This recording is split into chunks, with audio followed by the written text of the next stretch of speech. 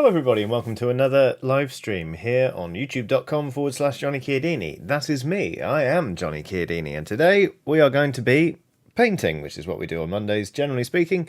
What will we be painting? Angry nuns. You may remember this particular angry nun from a previous live stream. This is an Adeptus Sororitas Novitiate for 40k kill team, and basically I've got several more of them to do. Here they are, slightly blurry in the background. 4 of them have got some base coats from the last stream. 5 of them are completely untouched. So we're going to just crack on and see how far we get with painting these today. I hope everyone is all right. And if you're in the UK, you're enjoying a bank holiday. Paul Foxcroft is in chat. Hello, Paul. Says, hey, buddy, love these nuns. Love you, Paul. It's been a very long time, but it's very nice to see you. Just gonna start slapping colour on some furious nuns for kill team. Like I say, I hope you had a good weekend. I'm quite tired. Mine was quite tiring. But so it goes. Nothing slapping some phalanx yellow on top of some shoulder pads, etc., etc. can't fix, I am sure. There we go. Oh, the nice switch has popped into chat. Says, all right, babes. Hello. Oh yeah, I haven't called anyone babes yet. Paul says, we're about to hop onto a work call because I work for Americans now. Interesting. We should catch up soon. It would be nice to hear all about your working for Americans / how things are in general. That would be very, very nice. Meanwhile, hello to everyone who's sort of slowly trickling in to start watching. Hi.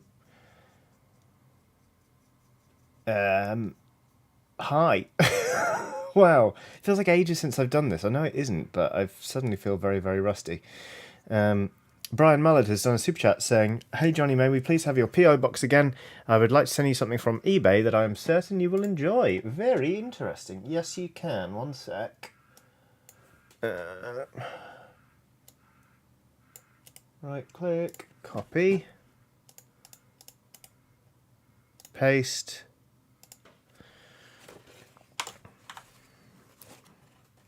Put some slashes in there so people can differentiate between the lines. There you go. That's the PO box address. I'm so sorry. Petroli or Petrolier says, Johnny, the brush. I'm so sorry. We're starting out today with the Citadel Colour synthetic small base brush. It's kind of a workhorse. It's not the fanciest thing in a painter's sort of arsenal, but generally speaking, I think it's pretty great. I think for the money, these are some decent brushes, and this one is good for laying down base colours, which is what we're doing now. Lexi West has done a super sticker of a pear. The first time the pear comes out on stream, it's always like, am I playing it like I know what a pear is this week or I don't?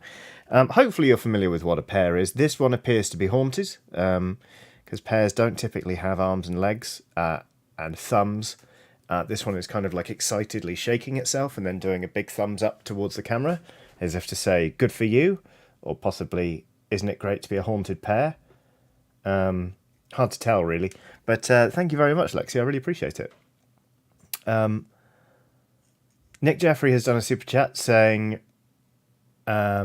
hi Johnny, I have an issue with nuns. When I see them, I have an urge to thump them. I try to redirect the feeling. I'm trying to kick the abbot. It's pretty solid, actually. I didn't see where that was going. A tortured pun for sure, but a solid one nonetheless. Oh, that's not gone on very smoothly, has it? I have watered the paint down a little bit too much here. Let's get some of this guy. There we go. That's a bit bolder. I mean, this will take 2 thin coats anyway. So, it was a real toss up today between painting the angry nuns and painting more turnip. And on balance, I think I would rather have been painting turnip.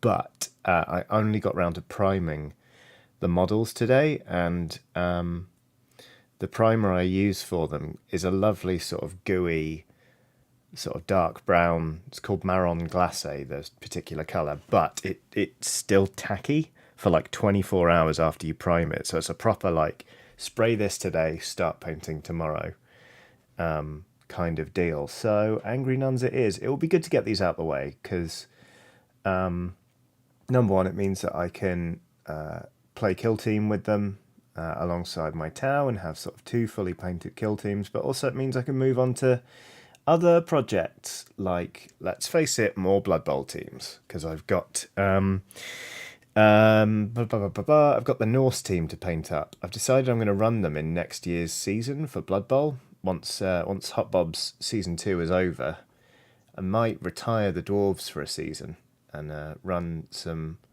Norse, which would be good fun. Paul Foxcroft asks, do these nuns have names? Not yet. So the reason I'm painting them in this colour scheme is because I thought it would be funny to make jokes about wasps, even though obviously they're not Protestants. They're not even Catholics either. They're part of the Imperium of Man and part of the Inquisition. But it was funny enough that I decided to paint these black and yellow. So I think I'm going to try and give them all very like Women's Institute bake sale names, if that makes sense. Like, I'm pretty sure one of them's going to be called Hortensia. Just that sort of vibe, really. I've overpainted that, but we'll tidy that up a bit. Chaos says all in caps, beer bores! Yes, please. Paul Foxcroft says, Kill Team, please can I come play? I also have Blood Bowl lads to run about with. Yeah, I'd love a game of Kill Team if you're about. And obviously you're very welcome whenever with regards to Blood Bowl. I know that you were contemplating joining Hot Bobs for this season, so, you know, fingers crossed, we'll see you for at least a friendly very soon. Painting yellow on a nun. Actually, that reminds me. Jack Wood says, all the best ideas come out of this is a very funny and bad idea. I couldn't agree more. It really does. It really spurs me on when I'm working on a project and I'm like, this is silly, but I'm going to execute it well, or as well as I can.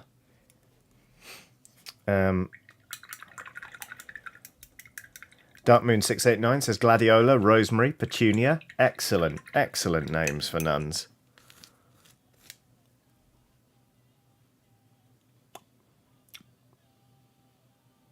Ed Smith says, Johnny, I messaged last week about a matching panel. We got matched. Little lad comes to live with us in 2 weeks. I look forward to your streams helping me through nights. Well done, Ed. Congratulations. That's amazing. Gosh, that seems to have moved on quickly, but like in the best possible way. That's wonderful. You must be delighted. Congrats. And yes, I will be here for soothing streams whenever required, basically. That's such good news. Thank you so much as well for getting in touch and keeping us all updated on the progress. Right. Okay. That'll do for one coat on this nun. We are batch painting today, so let's keep going. Also, I need some water.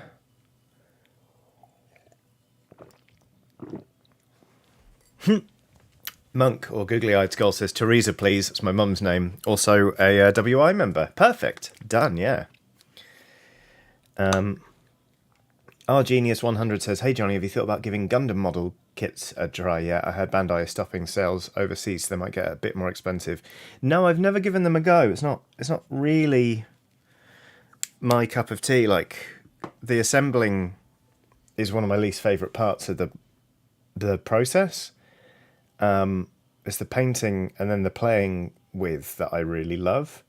So I kind of feel like, also I've never really watched any series or anything that, like, you know, Gundam stuff might be based on. So I kind of feel like it's a cool hobby, but it's hitting the wrong notes for me personally. So I'm happy to stay with sort of just wargaming miniatures, to be perfectly honest with you. But never say never. I might give one a go someday. We shall see.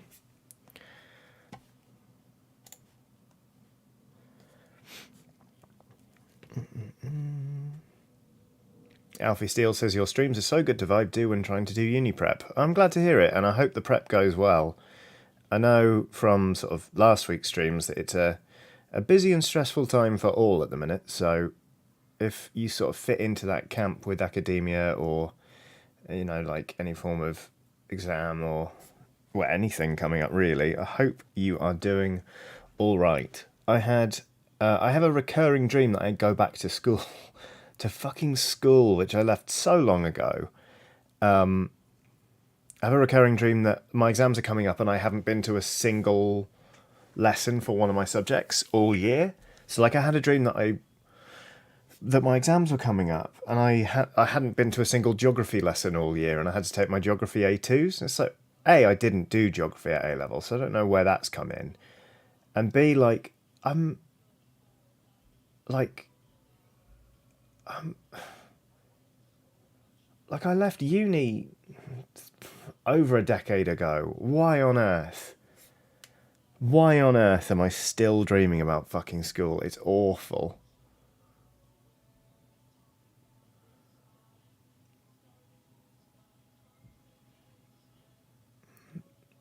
Oh no.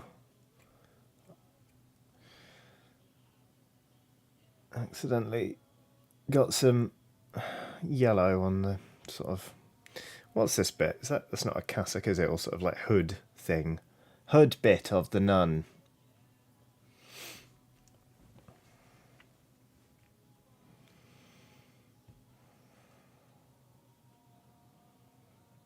The nice witch says, I'm a full grown up. Why am I still having anxiety dreams about forgetting all my stuff on the school bus? Nice witch gets it. It was so weird. The weirdest thing actually was like, in the dream, one of my friends who, like, I met when I was in my mid-20s was there with me. And I was like, oh, thank goodness you're here. And I was like, this should be easier this time. So it wasn't that I was back at school as in like I was school age. I was me having been sent back to school.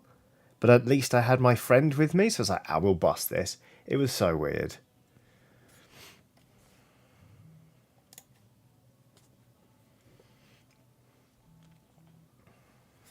Wimple, says RV Dabbit. Damn it. Yeah, that's about right, isn't it? It's a wimple. Nick Jeffrey has done a super chat saying, by the way, Johnny, my lovely Skelly Pal tee came on Friday.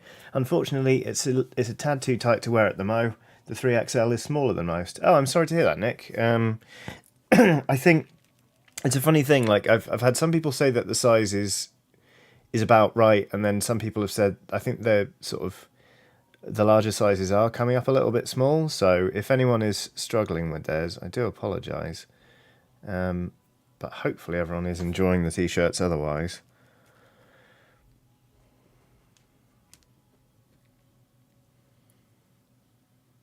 I got it was quite nice over the weekend. I got a sort of trickle of friends sending me pictures of themselves in the Skelly Pal tees, not having told me they'd ordered one. So it was a lovely surprise. For like, oh, that person's got one and that person's got one. It was a very surreal treat, but it was very, very nice. I also got a picture of my dad in one, which was quite funny. Right, none the second.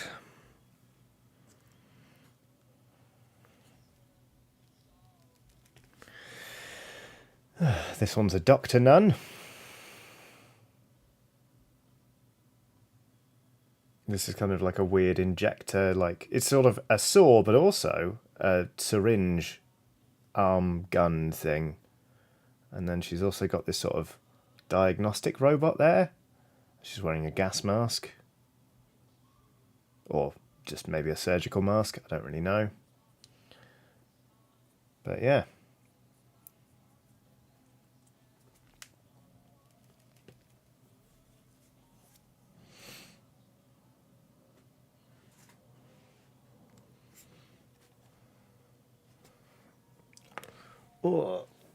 Oh, my neck. Okay.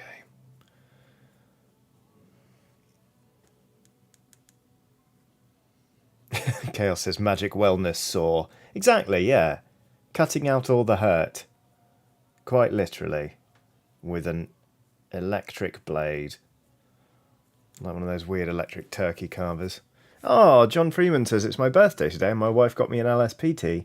Happy birthday, John. I hope you're having an absolutely lovely time. And I hope you like the t-shirt.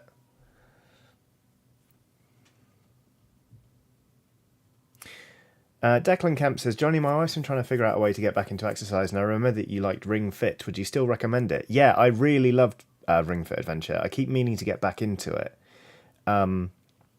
Like, for one thing, it doesn't yell at you like some exercise programs do. Or like, I know that Wii Fitness with the balance board was notorious for being like, you've missed this many days, and sort of getting at people for not having done more exercise. You get none of that with Ring Fit Adventure. It's just like, hey, welcome back. This is the X time you've checked in. It's nice to see you. Let's do some exercise. And then there's adventure mode, which is like actually a pretty full-on, like full-blown RPG, where you make your way through levels and you defeat enemies by doing exercises. It's got a really good, fun story, and you've got a sort of companion who's constantly cheering you on. He's like, "Oh right, you're doing great! Hooray! Keep going! That's brilliant!" And that's really good fun. Like I really got into that. It kind of, there were several points where I was like, I'll do one more level. I'll do one more level, and I did a bit more exercise than I think I otherwise would. Although the game also reminds you repeatedly not to overdo it. But it leads you gently into a warm-up, and then you can choose what exercises you do. So if you want to work out your legs a bit more, you can add more leg exercises. You can swap out ones. So like, for example, A, I hate doing mountain climbers, and B, it didn't really register them very well when I was doing them. So I took those out of rotation and just did other exercises instead. And if the adventure mode doesn't really appeal, you can put together your own little training program where you're like, I want to do this many squats, and then I'll do a set of this, and then I'll do this, and I'll do this. And there are also some really weird games. Like there's one called Squatty Pottery, where you have to squat sort of spin this this sort of block, and then you squeeze the ring thing to like bring in the sides like it's a lathe, and then you have to kind of, oh yeah, that's it, you squat to lower or raise it. So if you have to make a vase shape, you sort of squeeze, and then you squat and squeeze a bit more with your arms, and then less, and then and it's A, really hard, and B, very, very funny. So and also crucially, there are different difficulty levels that you can set fluidly whenever you want. You can go up levels or down levels depending on how you're feeling, or if something was a bit easier. So if you want to smash your way through the story, you don't have to be like a professional athlete. You can adjust the difficulty to suit yourself. I think it's genuinely like a really great game for just getting you doing exercise, but at a level that's right for you. I think it's brilliant. Anyway,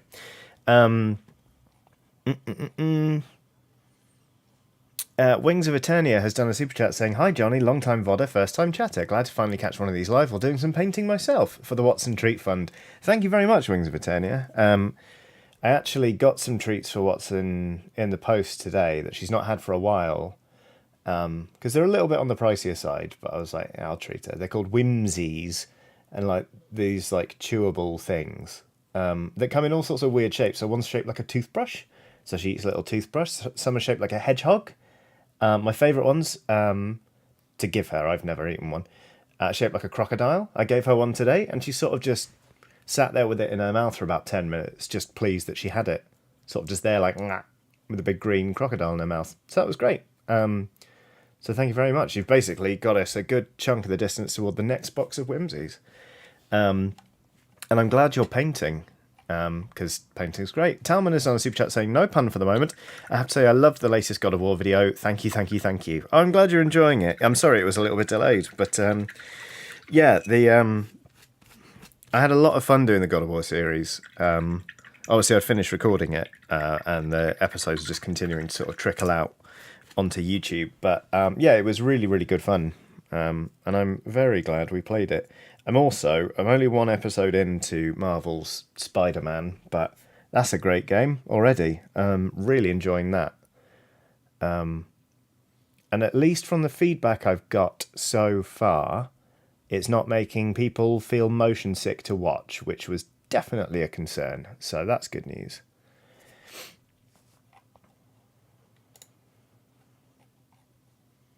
CookieCat94 says the whole story of Ring Fit is basically my ex is a dick and stole my stuff. Let's go on a quest to kick their ass and get it back. Pretty much.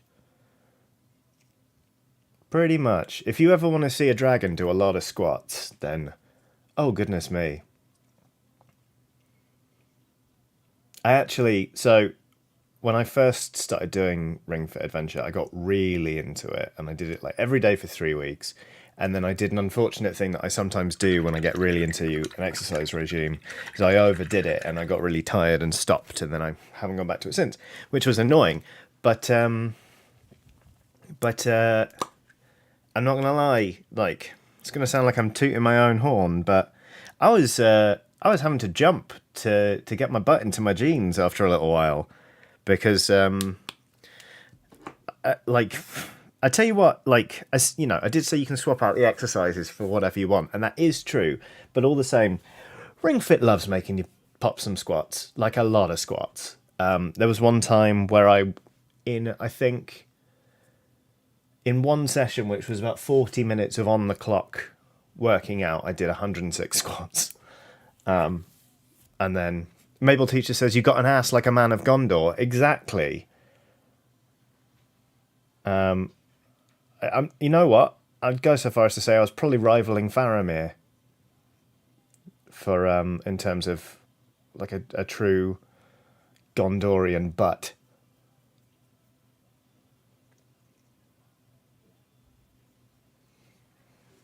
I should have said Aragorn, because then I could have said Ellis arse. Damn it. Steve Gilly says I zoned out and came in. Wait. I zoned out and came back into butt. Yep. REC says, "Oh no, are we talking about Lord of the Rings butts again?" Yes, we are.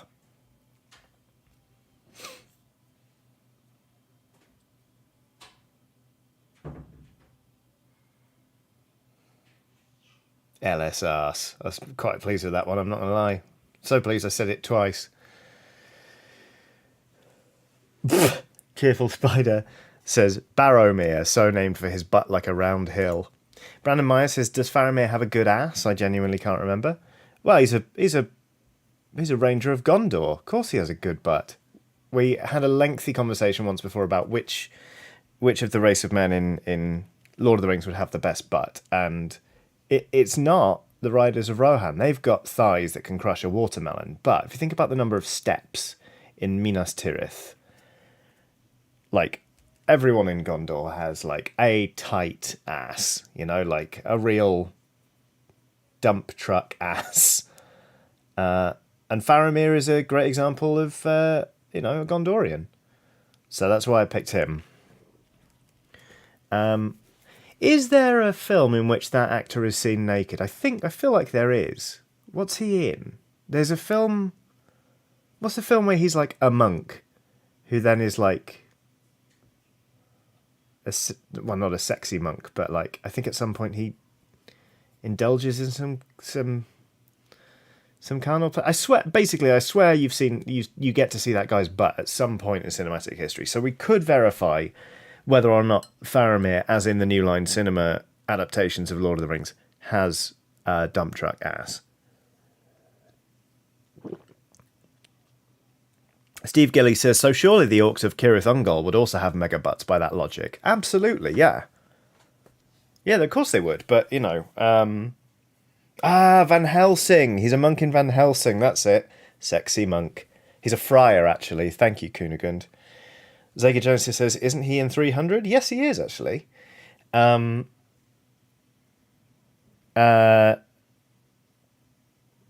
Wenham, that's his name. But, yeah, no, the orcs of Cirith Ungol would have pretty, like, pert butts, but they're not part of the race of men, so, you know. The Nice Witch says, I thought we were talking about sexy, naked Viggo Mortensen in Eastern Promises for a second. Unfortunately not. We're talking about Faramir, Captain of Gondor. A chance for him to show his quality behind. A random lady says, just found my LSP shirt on the staircase. Hooray! I hope you enjoy it.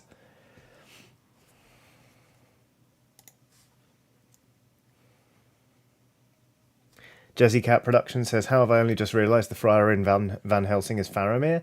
I'm going to say it's because that film doesn't really stick in the mind that well. It's a disturbing amount of talking about the ins and outs, no pun intended, of Dracula's reproductive organs and sex life, which we've definitely discussed on the stream before. Talman has done a super chat saying something crack of doom. Very good. Very good. I mean, you know, obviously in the events of the War of the Ring, Sauron hasn't yet been able to resume, or reassume rather, corporeal form. So we've only got the scene at the very opening of Return of the King, the flashback to Isildur cutting the ring from his hand to tell us. But like, would Sauron have a dump truck ass? Like he was an elf. So, and I think we've discussed this before, where I don't think that their butts are up to much. I think they're just like 2 eggs and a handkerchief, you know? So, difficult, right? It's difficult, isn't it?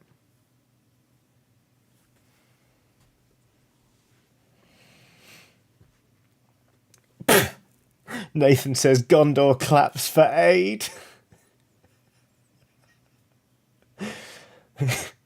Yeah, Colonel, trying to sneak around, but I'm dummy thick, and the clap from my ass cheeks keeps alerting the Rohirrim. Oh dear. Oh no. Right, well, that's the first coat of yellow on these nuns. Let's do another one. Mabel Teacher says Sauron would have worked to make sure his butt excelled those of the elves. Maybe he forged an extra butt in secret. Emma Benton says it's too early for this. Hi, Emma. Sorry. I haven't even had my coffee. Yeah, it is probably too early for this kind of chat, in fairness to you.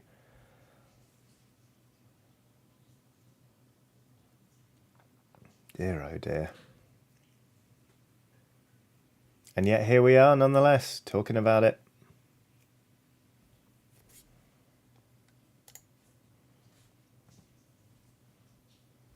Wings of Eternia says this is definitely not the conversation I was expecting today. Well,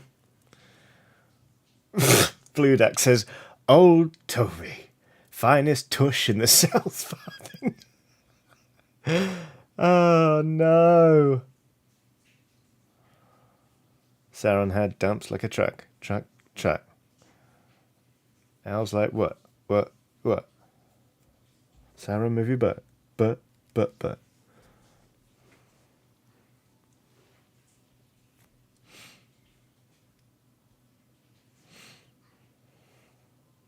Oh, Emma Benton says, oh my god, I have a relevant pun. Here we go.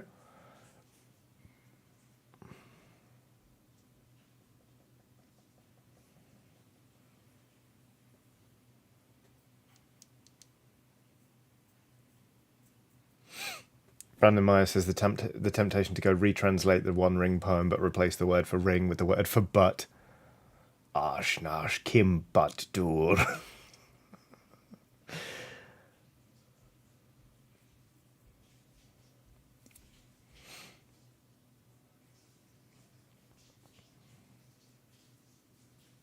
Oops. 9 butts for the mortal men doomed to die. Genius100 says, hey Johnny, have you ever thought about having others over to paint minis with you? I've done a co-op live stream with my friend Monk, or Googly Eyed Widget Skull, or just Googly Eyed Skull. We dialed in together and did sort of a collaborative stream. But no, I haven't really thought about having anyone sit next to me. It's quite cramped behind this desk, to be honest. But never say never. Maybe I would. Depends how much they want to talk about the butts of Middle Earth, really.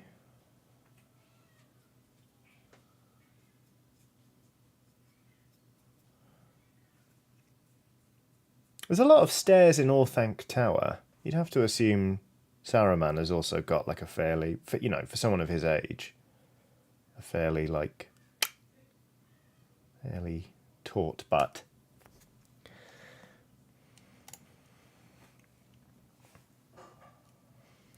Declan Kemp says, "The way is but."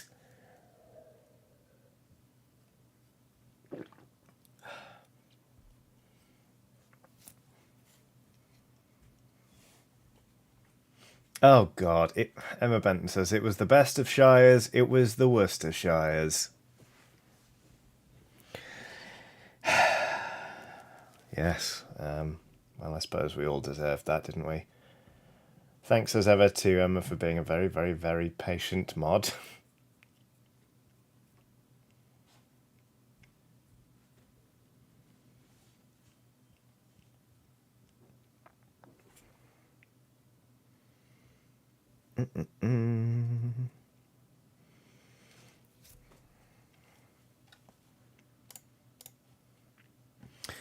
Monk says, would love to do another one. Can chat about butts. Somewhat focused on testicles right now, though. Entirely fair, Monk. Entirely fair. It's going to leave that there for chat to work out for themselves, actually. Why should I explain it?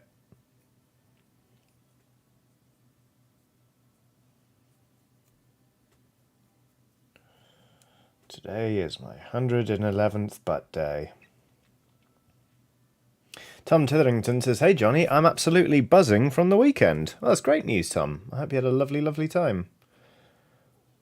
I didn't really end up doing loads. I slept for a lot of yesterday because I stayed up fairly late on Friday and Saturday, and then I was just tired. So it was hardly a banner weekend for me, but it wasn't awful.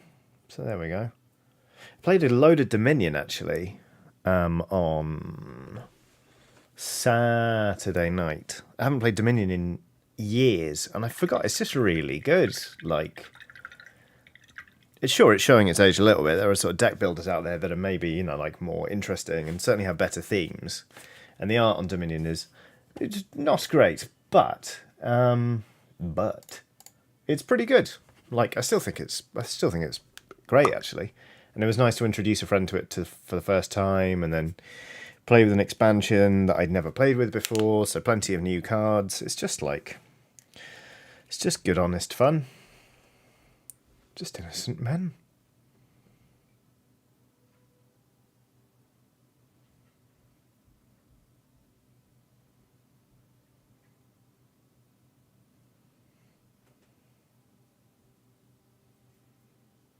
Amaya Akane has done a super chat saying, hey Johnny, thank you so much for all you do. I appreciate being able to put one of these streams on while I get some boring paperwork done. They make me feel less isolated and alone. Well, I'm very glad to hear that. That's exactly why I am here.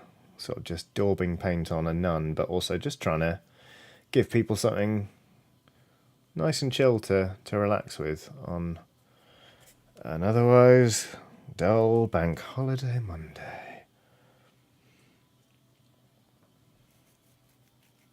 Tom Titherington says, I learned that cream cheese is not makeup foundation. Ha ha ha. What on earth? I don't even know how to respond to that, frankly. Of course cream cheese is not foundation.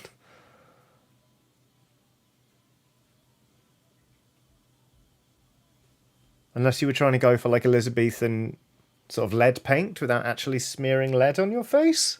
Very confused. Nathan says, arse, riders of Theoden. Cheeks shall be shaken, shields be splinters, a butt day, a peach day, ere the bum rises. Good Lord. David Gillum says, hey Johnny, just spent the day learning and playing Too Many Bones, which was great. Not my usual game, but enjoyed it more than I thought I would. Is that the sort of tower defense one where there are skeletons sort of bimbling around? If so, I think I've played that one. I think I played it at a PAX long, long ago. Right. So that's a second coat on the yellow, and I think that'll do for shading it. So what I need to do now is paint in the cream, the leather details, tidy up the black bits, because I have definitely messed some of them up, and then we'll be ready to shade. Ooh.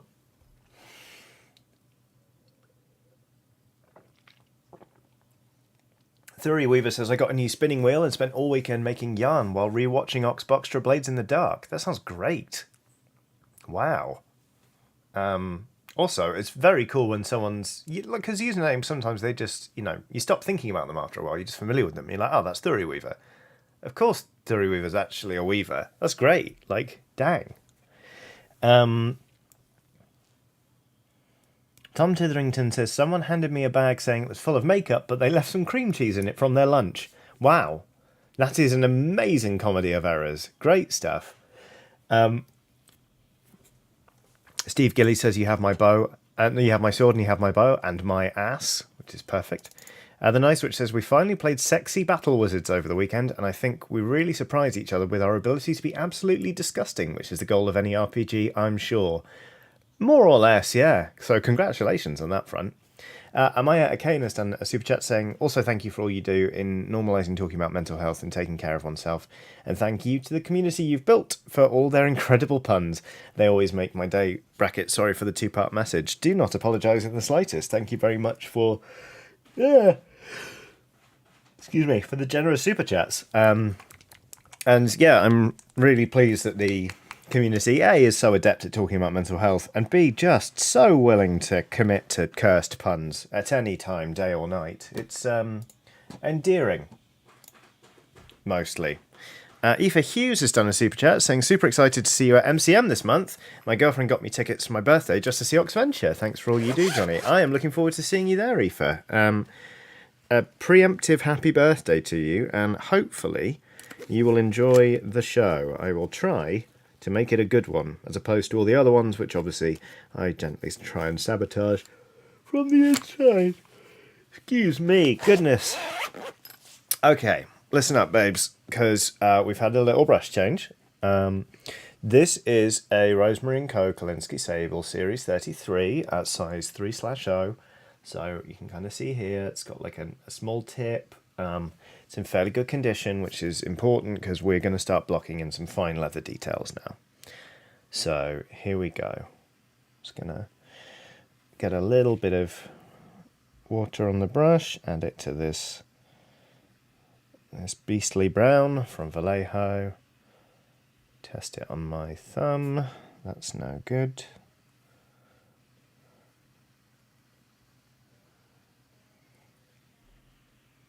That's better. Okay, here we go.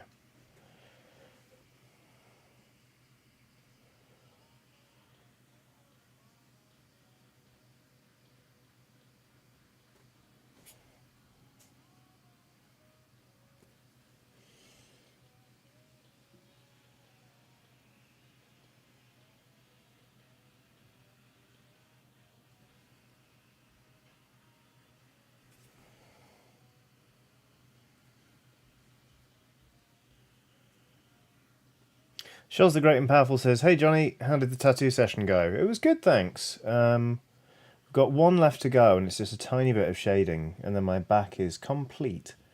And the good news is that it's healing very nicely, because last time I got my back tattooed was just before I got COVID, and it made the lines really flare up. And it was a very, very difficult, quite painful heal, actually, because sometimes... Because obviously, like, tattooing, you do end up with an open wound that you then have to take care of. That's sort of the whole point of it. But if you then get sick, the body can sometimes be like, well, I need to prioritize healing this over healing this. And so it slows the healing process of the tattoo down. And just generally speaking, can make it like quite uncomfortable. So it was just bad timing, really. But it's healing really nicely now. So that's good news. Because I've no desire to go through that again. It was crap. And the worst, it was no one's fault either. It wasn't that I wasn't taking care of the tattoo. It wasn't that the tattoo had been done badly. I just got ill and my body went, nah, fuck this. And was focusing on other things. Like, in fairness, COVID. So, I'm not blaming my immune system. But it did make it a little bit of an uphill climb. So Saves a Lot says, how would you rate the book Creature of Havoc? Very poorly, if it's the book I'm thinking of. Are we talking about the fighting fantasy book where you play as the monster?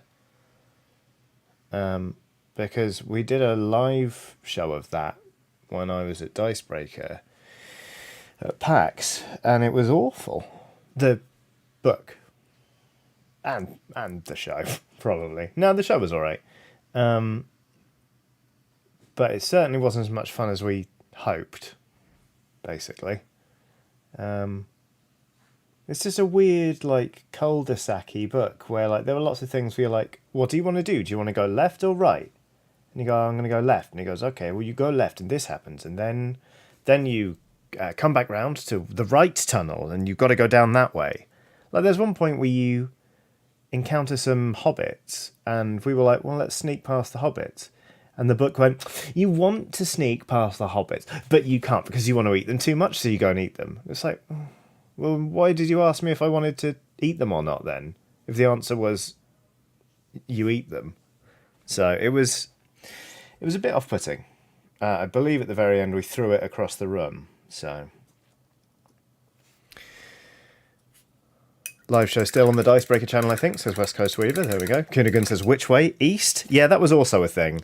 When you go to a show that is named after one particular compass point and you ask for a compass direction from the crowd, you're only realistically going to be going one way, aren't you?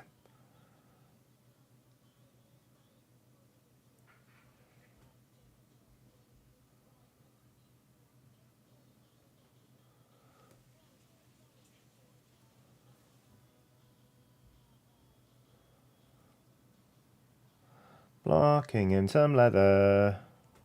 It's quite nice to come back to these, actually. I was sort of dreading working on them because it felt... it took 2 hours to paint that test model nun. But actually, I forgot that when you're doing a batch paint, it does go a bit quicker. And also, now I know what I'm doing, I feel quite comfortable painting these. Which is good because I do just want to get them out of the way, to be perfectly honest with you. Sometimes I'll be painting something and it'll be an absolute delight. I'll be like, I'm really just enjoying painting this. And when I'm not painting it, I'm thinking about it. And, I'm taking my time and I'm really putting in the effort. And then sometimes with some models, I'm like, I want them done so I can play with them. That's it. Painting is my favourite part of the hobby, but sometimes models have a way of feeling like homework. And these ones have kind of slipped into that area. I think simply because I've got some things that I'm more excited to paint at the minute. I'm looking forward to that Norse Blood Bowl team. I've been really enjoying kit bashing turnip stuff together recently. So these are kind of taking a backseat. But I'm also determined not to let them sit unpainted on a shelf. Like the Chaos Dwarves. You may remember this lot. They're still on my painting bench, and I'm really pleased with how they're coming out. They're just some smashy Chaos Duels for Blood Bowl from a Kickstarter I backed. And I'm halfway through the team, haven't touched them in months. Need to do a stubborn project stream to make some more progress on them because I'm just nah. So Jack Wood says, the Eldar Corsairs have become my painting albatross. See, everyone gets one. You get one where you're just like, oh, God, I should really do that, but am I gonna? So, yeah, I'm determined to basically, even if it means not painting them to the standard that I could or would necessarily want to paint them to, I'm just going to get them done. So it's time we just smash them out at this point.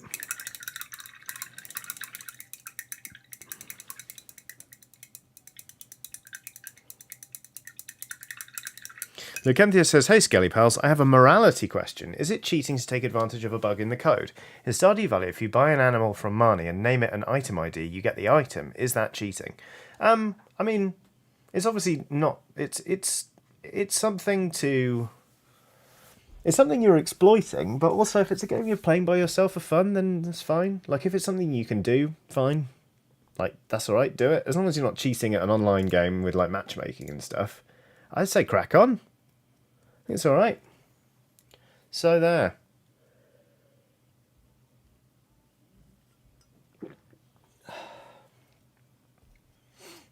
Okay. Oofed. Back is a bit itchy.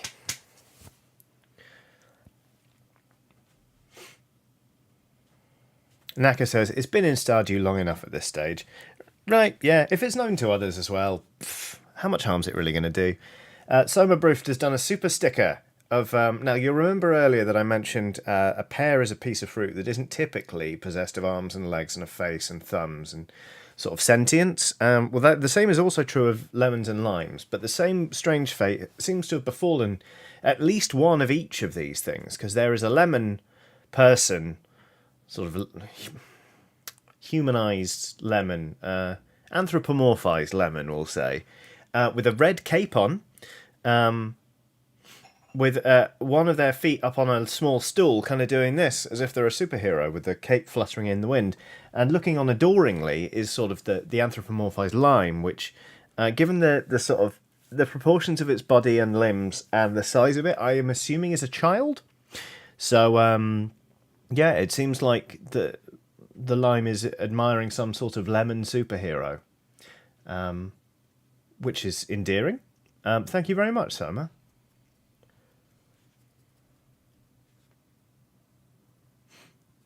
Monk says, just getting done to play with is always a valid point. Varnish them, play with them, then go back and add highlights and more details at a later point. I mean, that's a good... Yeah, so that's something, actually, that I have never really taken the time to do, is go back and work on models again after the fact, which is weird, because like, I've got some models over there. Like, I've got a Vermin Lord Deceiver that...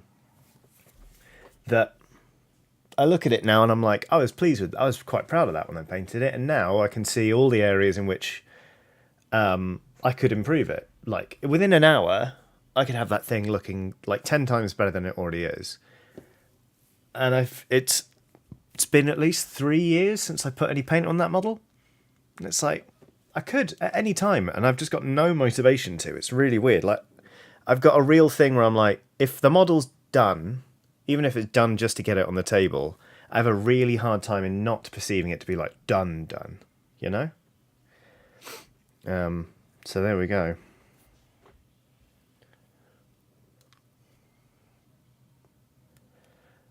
Okay, so, right, we've done the leather straps. We need to do the cream stuff. Cream. Okay, I'm going to switch brushes again then. It's exciting for you, isn't it?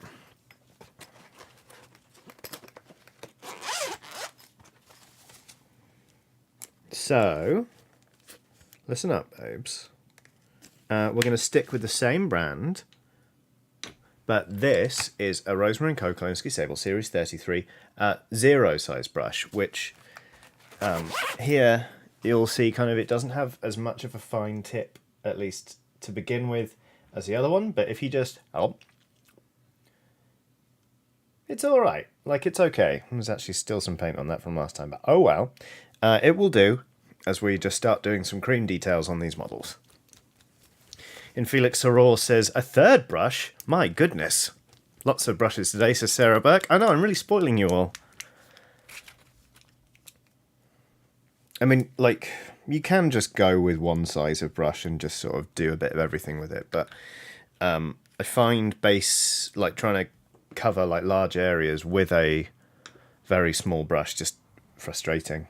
So it's good to get a bigger brush and just go for it, because also not only are you speeding things up a bit, but it helps you improve on your accuracy. If you've got a bigger brush tip and you're having to paint a small bit, then like, you know, you will get more accurate, which is nice.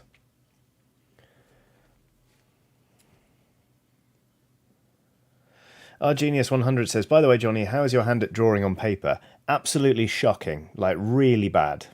I've got no understanding of perspective. I struggle to like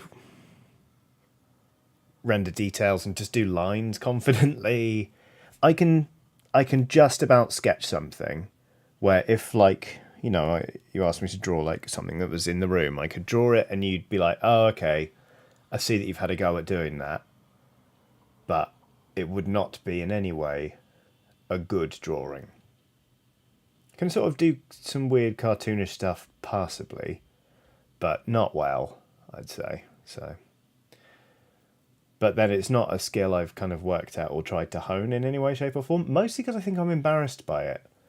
I feel stupid when I'm trying to draw, so I don't, which is weird.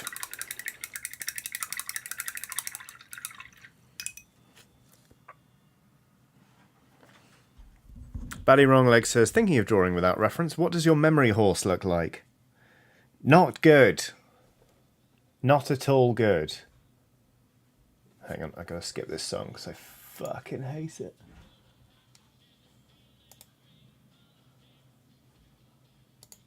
There we go. Fine, and we're back.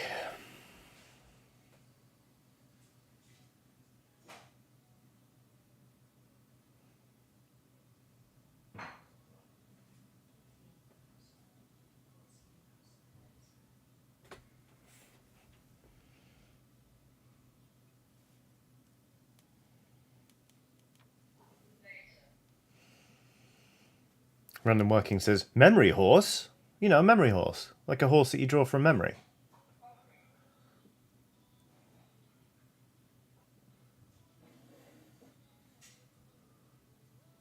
I mean, I'd rather draw a memory horse and draw from a real horse. Then I'd have to be in the same place as a real horse. And fuck those guys, you know? Not keen.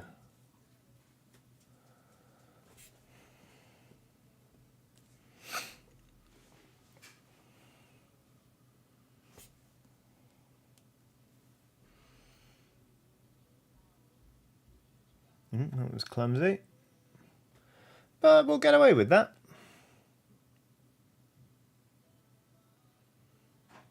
Says I. Oh, sorry, I was painting off frame again, wasn't I?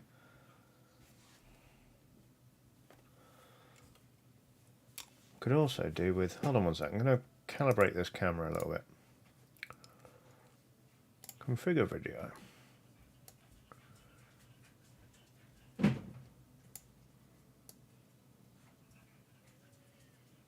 Is that any better? Not really.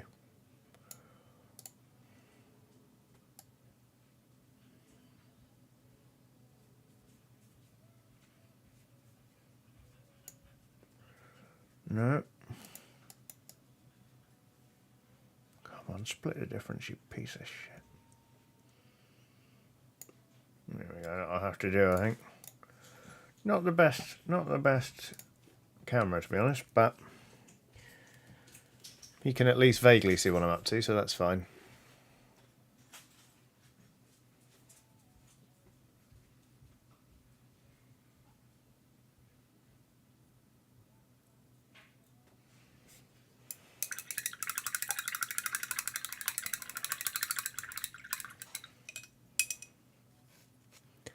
The Nice Switch says, for someone who doesn't like horses, we sure do find ourselves talking about horses a lot. Know your enemy. Enemy? Know your enemy. Yep, great. Well done, Johnny. Know your enemy is what I meant to say. That way they can't surprise me by doing something that like I didn't know horses could do, you know? Never let your guard down.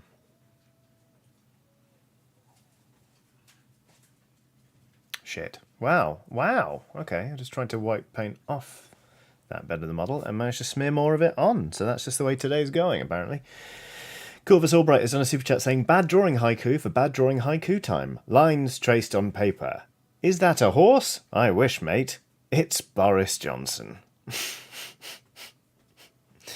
Thank you very much for the haiku, Corvus Albright, even if you did mention that fucking blancmange of a human.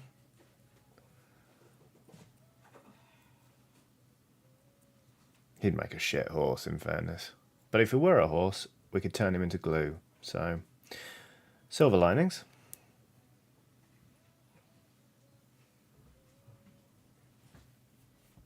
CookieCat94 is on a super chat saying, oh no. CookieCat94 has done a super chat that reads, a man was admitted to hospital with 25 toy horses shoved up his rectum.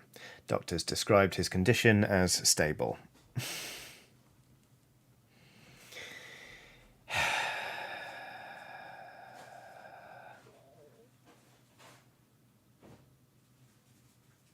Apparently he was very brave during the procedure to remove them. In fact, he was described as positively Trojan.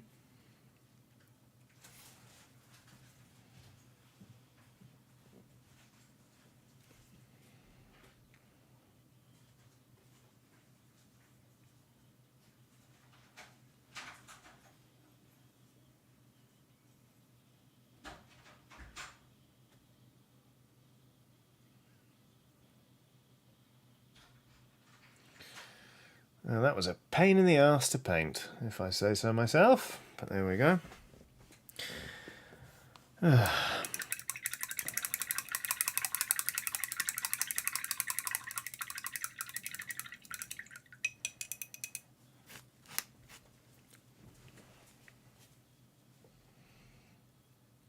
Okay. Excuse me. Oh dear.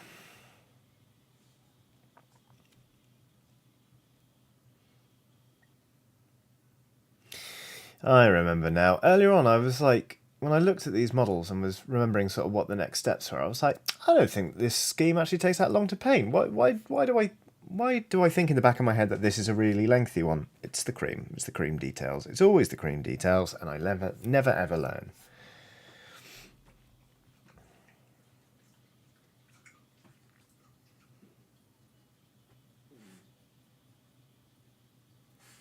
Watson, what are you doing? I can hear the dog sniffing around in the background somewhere, but... Piggle! Come here. Hi. Hi, sweetheart. You okay? Yeah, you are. Yeah, you are. All right. Good dog.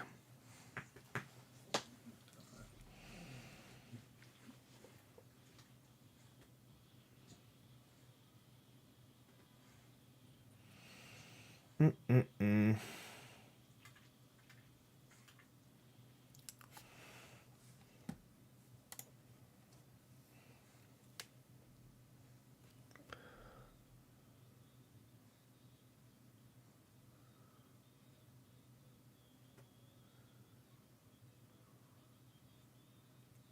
Come on. There we go. There we go. All right.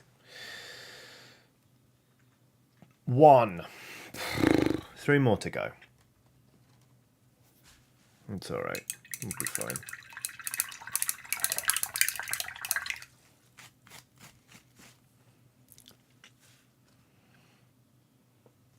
Steve Gilly says, right, sorry, Johnny, but I have to dash now to do some sports coaching. I'll catch all you lovely skellies on the flip side. Take care, Steve. I hope the coaching goes well. Wonder what it is. Badminton? Combat golf? Dodgeball? John Rice is on a super chat saying, so a horse insulted my southern friend. I thought, that Mustang. Oh, that Mustang. Very good. Oh no. The nice witch says, you did a little hum and I reflexively responded with, Green Giant. I've been brainwashed by sweet corn adverts. Big Vegetable finally got to the nice witch, everybody. Sorry to say. I mean, it happens to us all. Big Pale Sand got me a long time ago. Look at me, I'm a slave to this particular paint.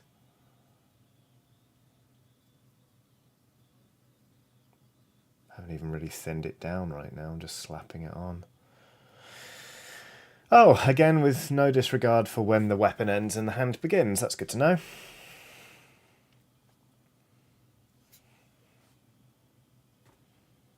Anonymous says, is there a Goodminton? Yes, I believe it's a small village in Surrey, isn't it?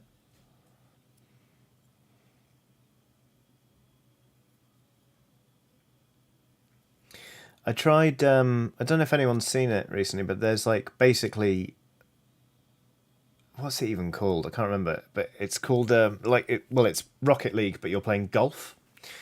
Tried that over the weekend. It's sort of in trial at the minute, and it was fun, but it was so much like Rocket League that I thought to myself, I just want to play some Rocket League, which I don't think is the idea behind a video game when you develop one.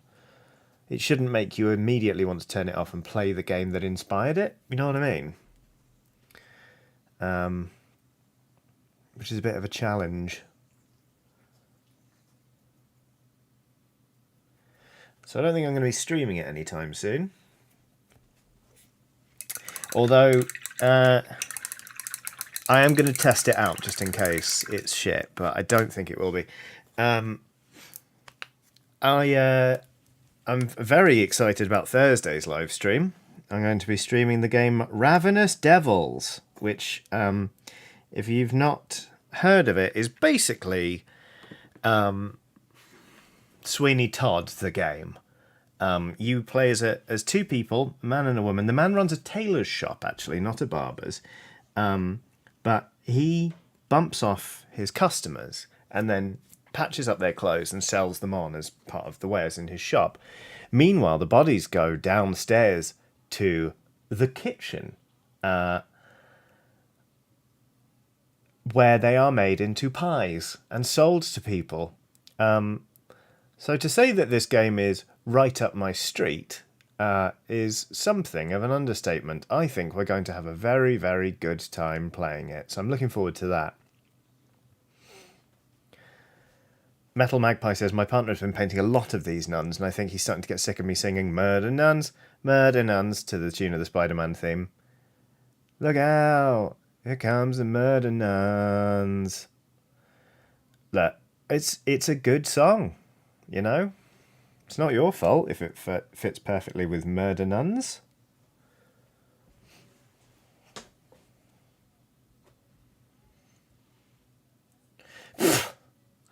Nick Jeffries says, did you hear about the tennis tournament? Oh, this is a super chat, by the way. Did you hear about the tennis tournament for nuns? It's held annually at Wimbledon. That's the best one you've done in a while, actually, Nick. That one's solid gold. Really enjoyed that.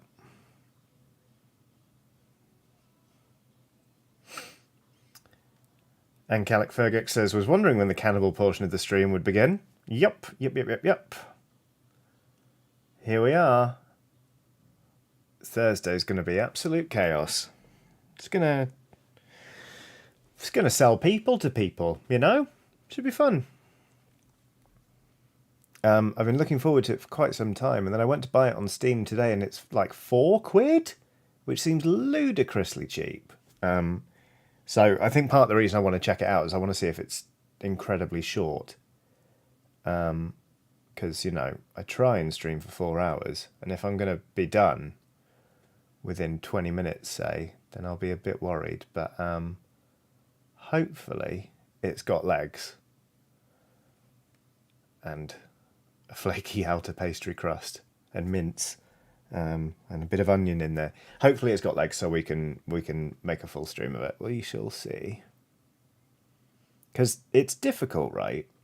Sometimes picking a game for a stream. Because sometimes you want to go in completely cold and just be like, I'll react to this game as I play it and see things for the first time. Because that's a nice experience for everyone. We're sort of experiencing things for the first time together, and we're all learning together. Like the Forgotten City, right? I'd never played that before.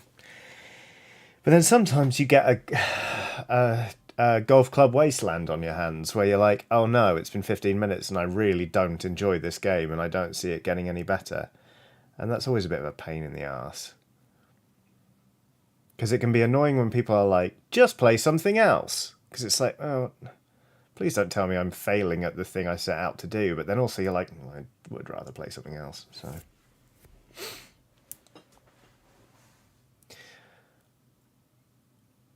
Laura B says, the cover art for Ravenous Devils looks like a bad romance novel, so I was laughing a lot when I read the summary. Hey, maybe we can do some bad romance novel style narration. You never know.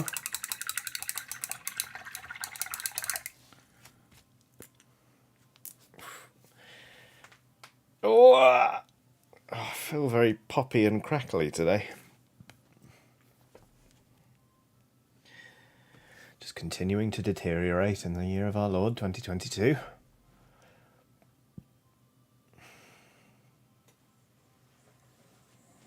Random Working says, can you not use a site like How Long to Beat to figure it out if it is on there?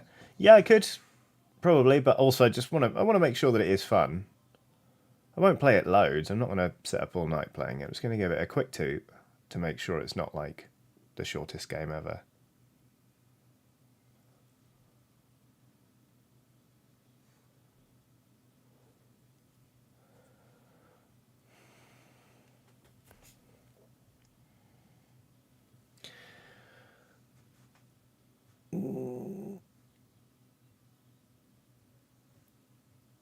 Come on, little headband on a nun. There we go. Good, good, good.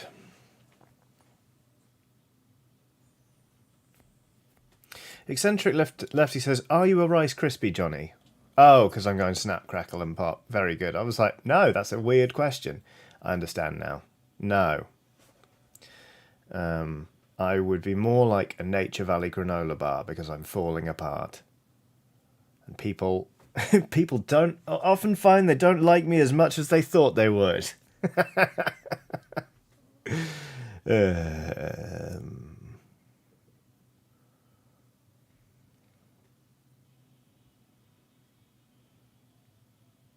Tag yourself, I'm Nature Valley granola bars.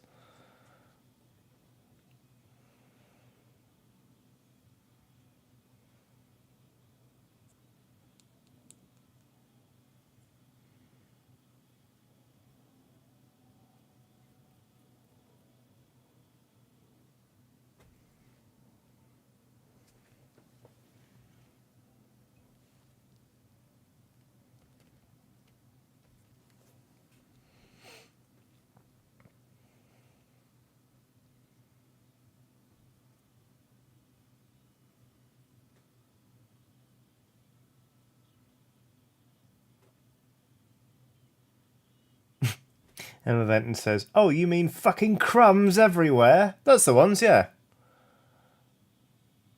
Nature Valley granola bars. They're 90% shrapnel. Got given one of those to eat on a plane once. I was like, are you mad? Whoops. Need to fix that bit of yellow.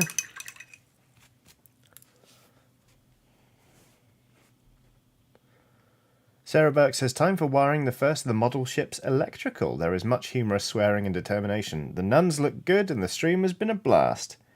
Best of luck with it, Sarah. I hope the wiring goes very well indeed. Sounds like quite a stressful task, but I'm sure you are up to it.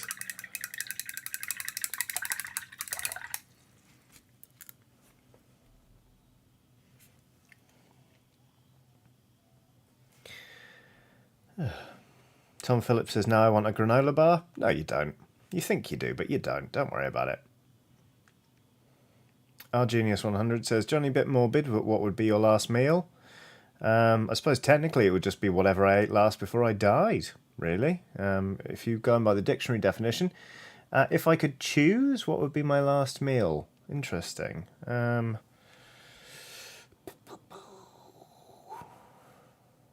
Maybe a really good burrito? Oh no, I'd eat it too fast.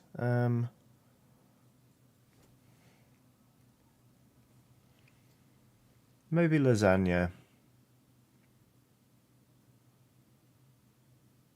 I can't remember who it was, but there was one guy, I think he was like meant to be a famous cowboy or something, whose last words were, I wish I had time for one more bowl of chili.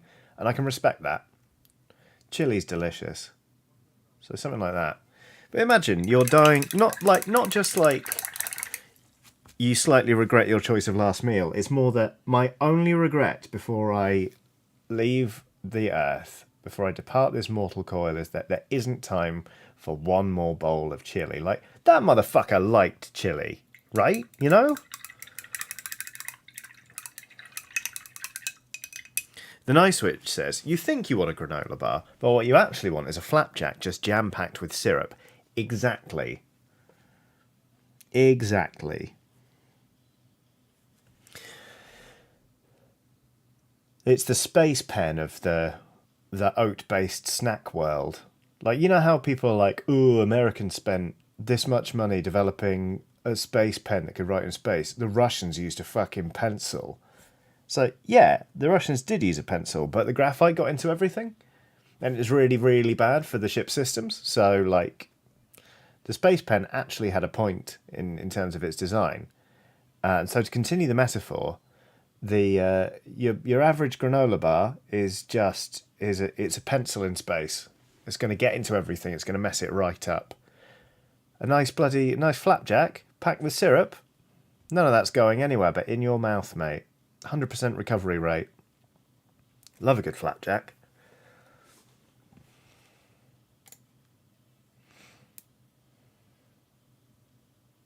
Emma Benton says, I'm shocked your final meal wouldn't be something to do with consensual cannibalism. I mean, didn't say what the lasagna would be made of. It's one of those things where it's not like my raison d'etre, like the whole consensual cannibalism thing. I just think it's interesting that it would be vegan. And given the chance, I'd try it. You know, I'm not going to go to my deathbed being like, I am so sad that I never got to eat another human. You know? RV Dammit says, you think what you want is a healthy snack bar. What you really want is a Scotch egg. Yeah, there you go. That's a very good point.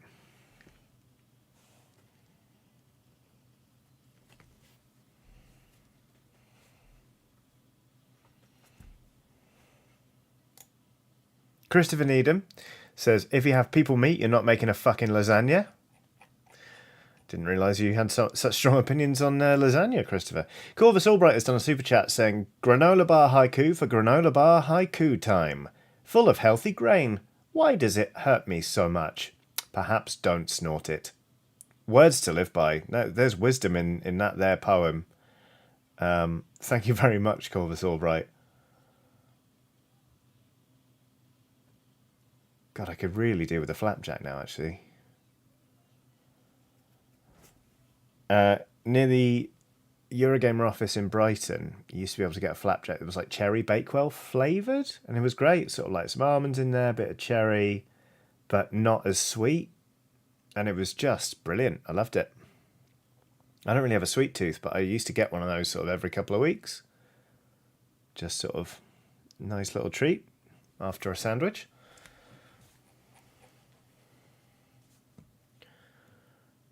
Oh, Christopher Needham says, I like lasagna, but you don't turn human meat into mince. You make that into fillets or a steak.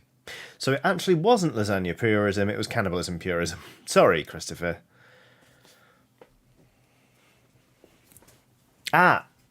Monk says, what you think you want is a Scotch egg or a granola bar. What you really want is to eat the rich.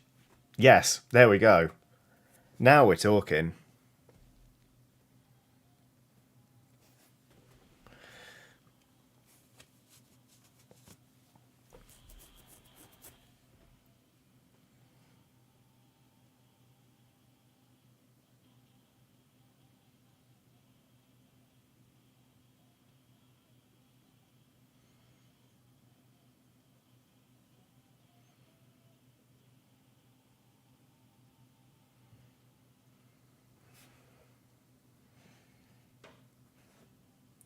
Nathan says, I bet there are some lean cuts of human that would do best as mince, though. Good point. John Fricker says, what have I arrived during?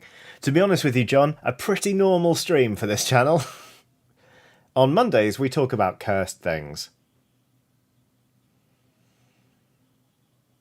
Our Genius 100 says, Johnny, do you have or have you thought about getting a kind of modular board game table with a bunch of features? Not really. I don't have the space for one. The table I use for board games is a drop leaf table that folds away neatly. So that'll do, basically. I toyed with the idea many years ago, but I don't manage to have friends over that often for board games. So like, I think it would be actually kind of be a bit wasted in this flat, which is a shame, but so it goes. What I would really like is better storage for my wargaming stuff, which I'm going to work on soon. And also the ability to get out like a 4x4 board, or I want a 4x4 board for turnip. But those are such bulky bastard things. My friend's got a loft, so or an attic, if you prefer. So he can store them, which is great for wargaming. But here, a bit more of an issue. But hey ho.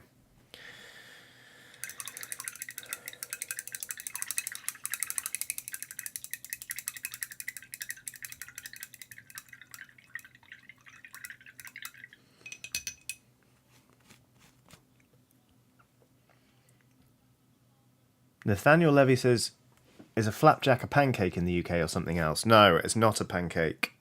It's, how to describe a flapjack? It's like granola, but there's more syrup in it, so it's kind of soft. You know?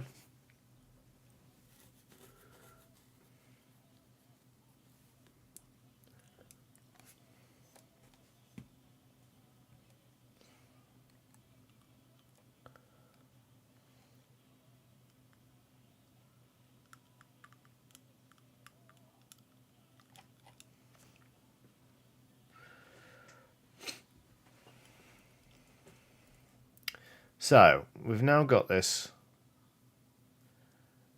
Right, I'll do cream on the inside of here and then I'll do the rest in metal, because sod it. That'll do. We're here for a decisive time.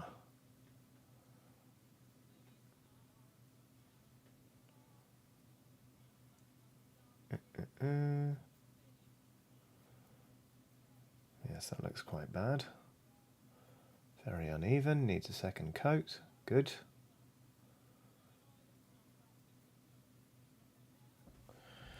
Cool. Oh.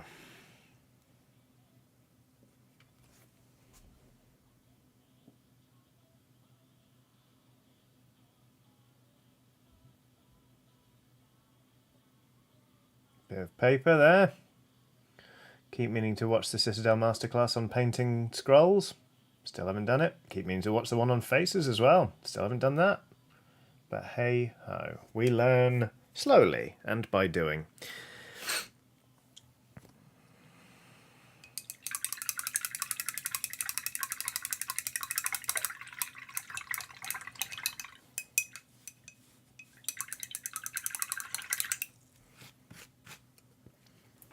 Ooh, a little stretch.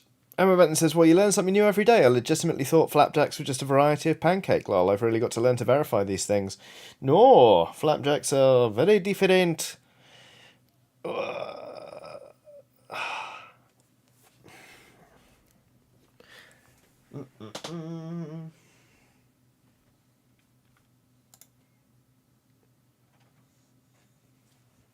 dog. Right, so...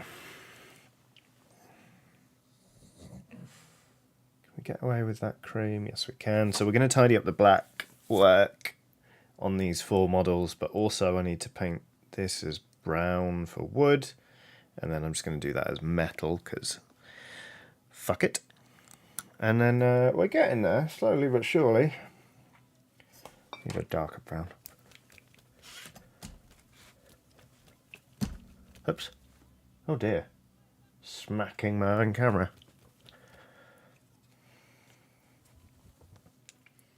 Marissa J says, have you seen the painting streams with Will Friedel? I'm not even sure who Will Friedel is, I'm afraid. So, no, I definitely haven't. I don't tend to watch things very often, weirdly. Right.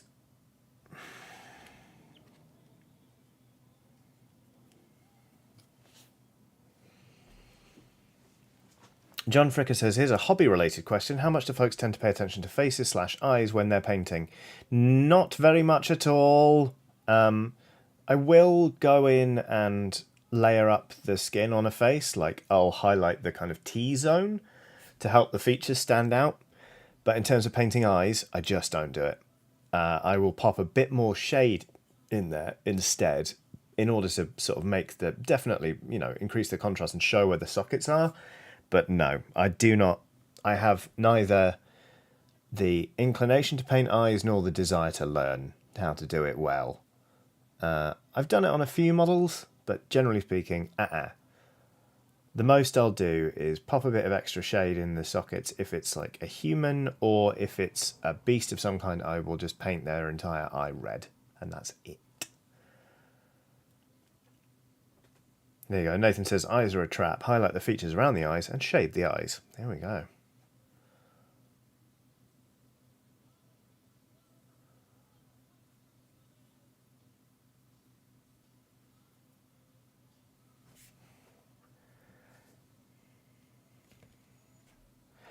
Jack Wood says, do not paint eyes on anything smaller than a centerpiece model. Which at first I read as centipede model, which is strange, because as far as I'm aware, centipedes are not a unit of measurement. What size base do these things go on? Oh, centipede? Oh, great, thanks, mate.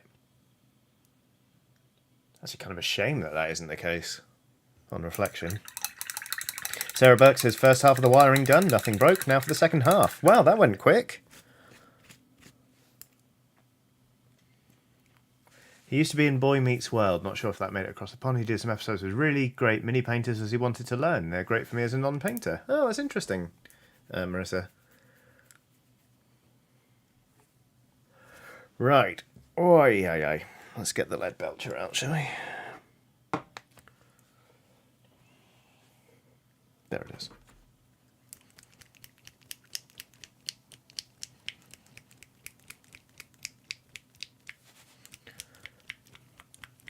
John Frecker says, that is totally what I used to do. Got some good advice on Facebook, which has actually helped make it not too bad a process. I'm doing some Highwaymen with Mask, which is going to be a thing. Ooh, that sounds interesting.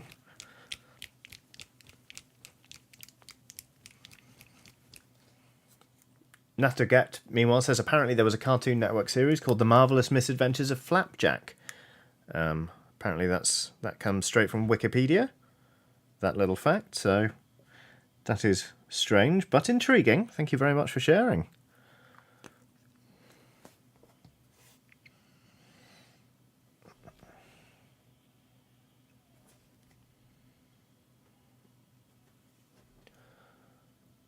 Oops. When in doubt, just paint it silver. I'm very excited about painting the Norse team for Blood Bowl because I've decided I'm going to start using chipping medium for the first time. Because I want their armour to look kind of battered and rusted and chipped. So basically, if you're unaware, chipping medium is basically something you paint onto a model which is then sort of activated by water. So if I wanted to, I could paint up this whole thing metal and then make it look rusty, and then put on some chipping medium and paint it again over the top. And then you get some water on a brush and you kind of dab away, and it activates the chipping medium, and you can remove the top layer of paint to show the rust underneath. So that's my plan with the Norse Blood Bowl team. I'm going to kind of do their shoulder pads in sort of a white and red, kind of like a Viking shield, and then I'm just going to have loads of rust showing through on the underneath, and it should be quite fun. Kind of looking forward to playing around with it and weathering them properly. I'm going to try and really take my time with those models. We will see.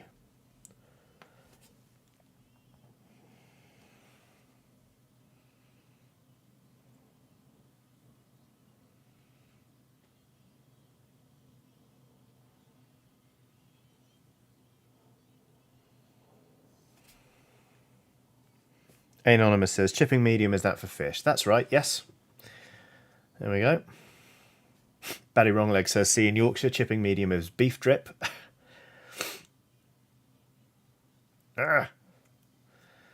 Philip Scholl says, painting some Blood Bowl right now, Reichland Reavers, but in black and yellow, because apparently I need to punish myself. Hey, right there with you, buddy. I wanted to push myself with this colour scheme, and I feel like I've learned a thing or two, which is good. But yeah, it's been interesting.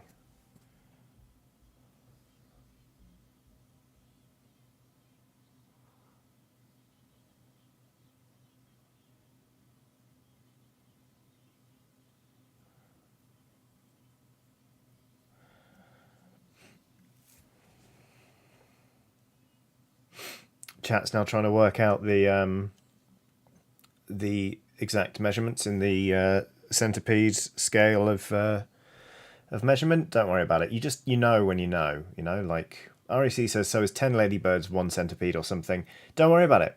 You know what it is when it's centipede scale. It's just one of those innate things. You know?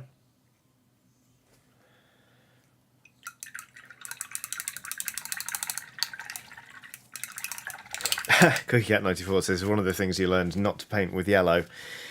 Well, you know what? Learning to paint brown underneath yellow was good, because I'd only ever done it with pink before, and I actually didn't love the results. So I feel like I learned something new there. I think just in general, I've not really painted much with like black cloth and made it look interesting, and ditto yellow armour. So it was just uncharted territory for me, really. And I feel like I'm a little bit more comfortable with it than I otherwise would be.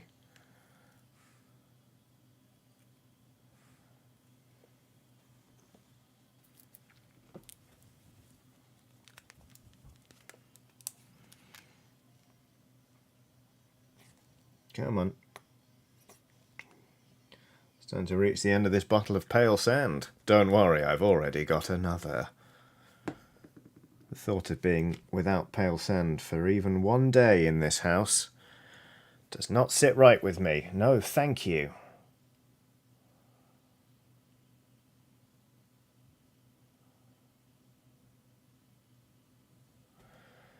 Okay.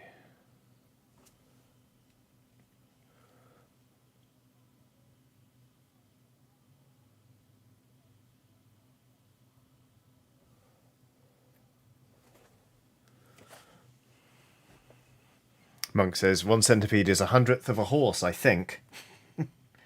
Bloody horses.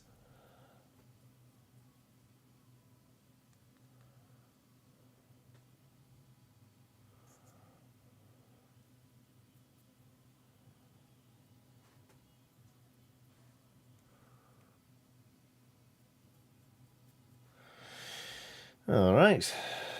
That's okay enough. So,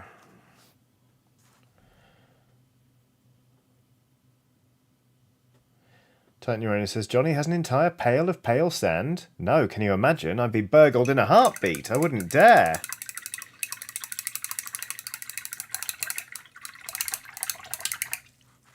Liam Tunmore says, not going to lie, I've used the measurement of centipede at work when making an enclosure.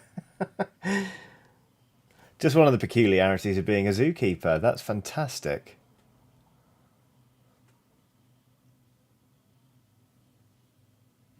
Okay.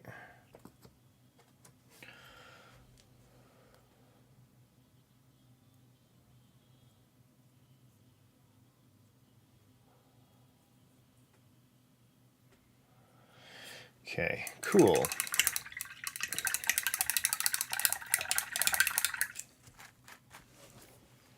Okie dokie.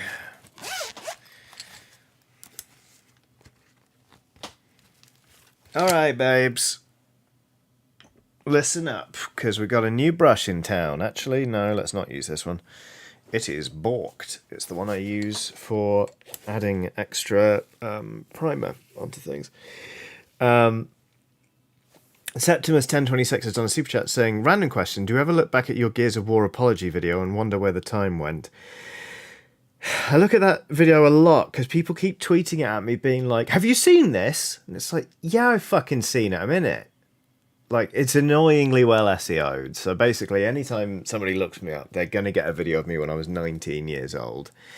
The weird thing is it doesn't actually feel that long ago, but obviously it was. It's just strange. It is just weird. Like, the stranger thing actually is that sometimes YouTube will spit a recommendation out at me, because obviously I still watch things on Eurogamer and stuff. It will recommend me a video that I'm in and don't remember doing at all. Like, it happened yesterday. YouTube was like, do you want to watch this? It's a Red Dead Redemption 2 challenge. And I was like, apparently I'm in this. And I clicked on it. I was like, oh yeah, we did an entire series of Red Dead Redemption 2 challenges. I don't remember any of them. It's very weird. It's very, very weird. Anyway, This is a Citadel extra small artificial layer brush. I used to think these are great, but you know what? They're kind of just fine. But it was good enough just to start fixing up the little details that we missed.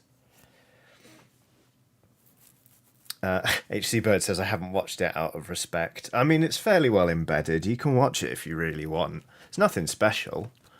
It's just very well SEO'd, and it's me at the age of 19. So there we go. Oh, Sarah Burke says, Johnny, before I forget, the dice bag is in the mail. When it gets there, I do not know. Thank you very much, Sarah. That's lovely. I look forward to seeing it. Right. Okay. To be honest with you, like, there's worse shit from my early career that thankfully isn't on YouTube anymore that would be a much more pressing issue. Because when I was working at ITN, not IGN, ITN, Independent Television News, I wasn't just doing gaming stuff. I was also working on like the showbiz desk and sometimes on the news desk. And sometimes I had to do all sorts of weird shit. Like there was one time, I shit you not, Valentine's Day was coming up, so they were like, we need somebody to go. We've been invited by Ann Summers. Ann Summers is a lingerie and sex toy shop for anyone outside of the UK. It's basically high street, like sexy knickers and vibrators and stuff like that. They were like, we've been invited by Ann Summers to go and film like a guide to buying your partner lingerie in time for Valentine's Day, like the do's and don'ts and all that kind of stuff. And they were like, and we need you to do it. I was like, what, film it? And they were like, no, we need you to be in it. And I was like, for fuck, okay. So I went along to the Oxford Street Ann Summers, and basically the lady was like, okay, so you're here to buy some underwear for your girlfriend. And I was like, yeah. And they were like, what size is your girlfriend? I was like, oh, you know, she's 32C. And they were like, yeah, okay, all right, great. So then they were like, you know, here's what's in vogue right now. Like the French pant is very in. Do you think she'd like that? La la la. We filmed there for like an hour and a half, walking around, just trying to pick out the right lingerie for my girlfriend, who did not exist at that time. I didn't have one. Had to lie. Had to make up a girlfriend with imaginary measurements and imaginary likes and wants. And yeah, we filmed the whole thing, and it was like, so that's how to confidently buy lingerie that your girlfriend will like. We filmed it. It got put out there. A couple of weeks later, I get a package arriving at the office. That was the underwear that we'd like fake picked out for my non-existent girlfriend. And there was a note saying, Johnny, thanks so much for this. Hope your girlfriend likes the gift. So it was a bra and knickers for a woman that didn't exist. It was sent to my desk at work. I was 19. And I had some people who were like 10 years older than me being like, ha, ha, ha, ha. You don't have a girlfriend. But funnily enough, actually, when we were going along, I'd spoken to my colleague, and I was like, you know, like they're gonna ask me the details of my girlfriend. Like, what's your girlfriend's size? And he was like, oh, she's a 32C. So when they sent these pants, I was like, mate, do you want to give these to your girlfriend? And he was like, yeah, that'd be great, thanks. So then he took them home and gave them to her. Which was fine. It was like, oh, good. You know, at least they saw some use. I kept the note, obviously. I put it on my wall from the fucking the PR being like, hope your girlfriend likes the gift, because it was too funny. But possibly because she knew I was like a 19-year-old who was just living in a permanent state of embarrassment. Anyway, the next time I saw her, we were all in the pub, and she whispered into my ear, I'm wearing the bra and knickers. And I just nearly imploded. I didn't know how to deal with that. I was like, I don't need... And then, yeah. I nearly imploded, so that was fun. I sang at their wedding.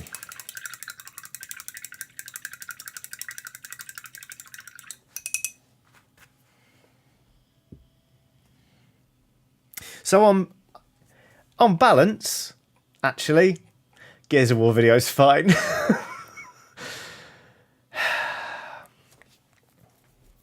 Yep. Yep.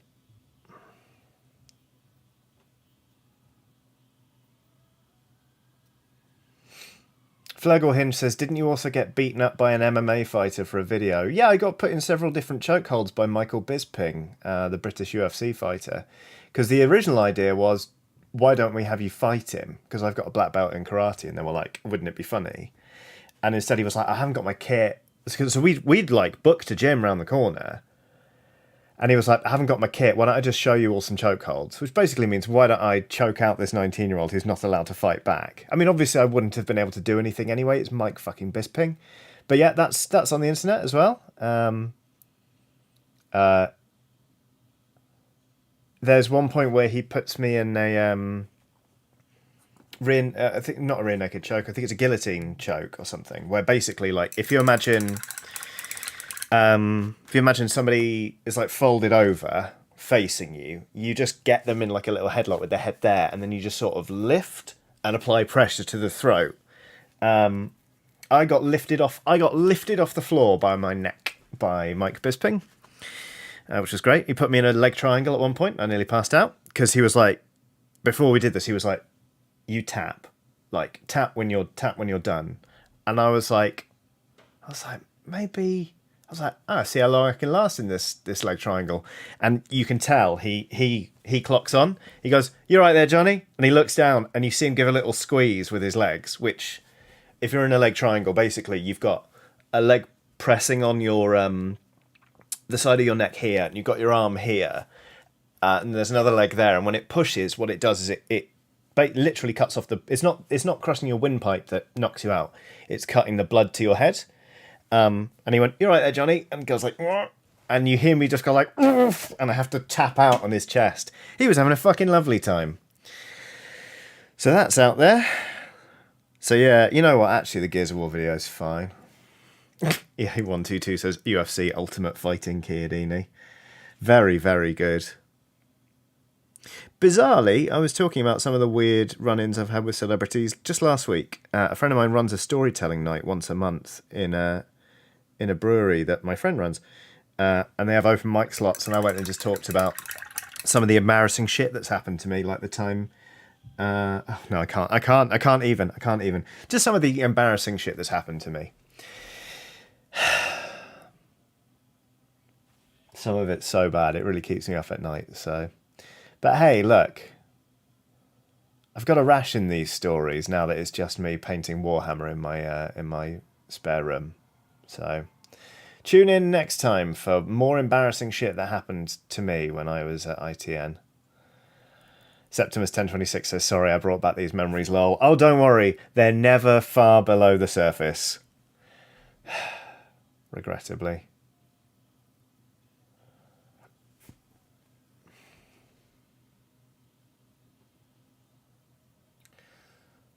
Soma says, "Man, you have far too many of these stories. You really did anything, huh?" It wasn't really like I'm up for anything. It was like I'm being asked to do things and I'm 19 years old.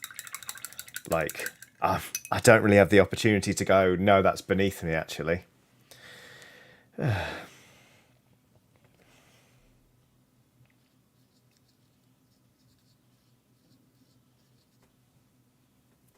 Petrolia says, "No lie, that's pretty nice of the brand, though. If there had been a girlfriend, that would have been awesome." I mean, yeah, it was lovely of them. It was just humiliating in a very real way. Because also, I was going through a real dry patch. At that point, I hadn't been with anyone in over a year. So yeah. Yeah.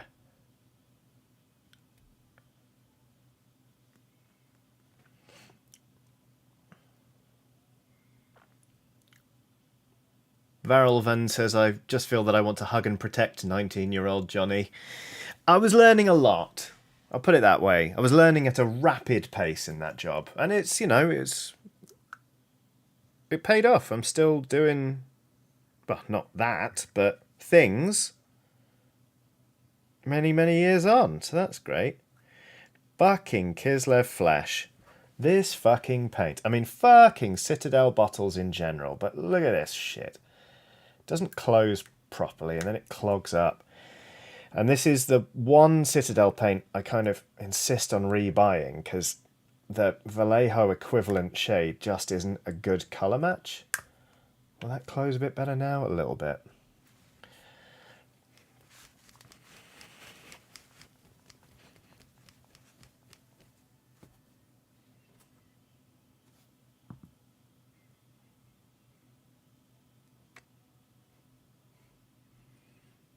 Nathaniel Levy says, sounds like a rich, full, but embarrassing life. Yeah.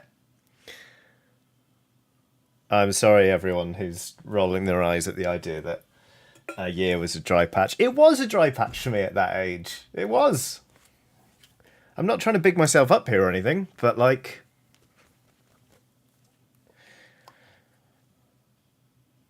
it was a long and torturous time. Ah, oh, this fucking paint's nearly completely dried out. Fuck you. Oh, you bastards. Where's my fucking matte medium?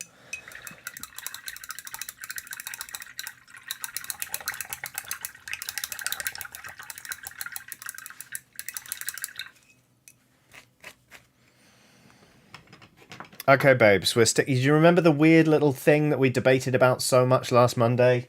Don't worry about it, but we're just going to use it to stir some of this into this pot of paint to rescue it.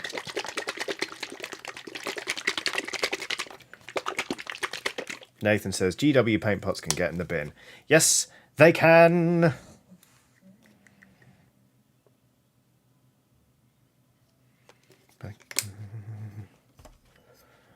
Aberrated says, at 19, a year may as well be forever, in fairness. Thank you! People were ripping the piss out of me for it.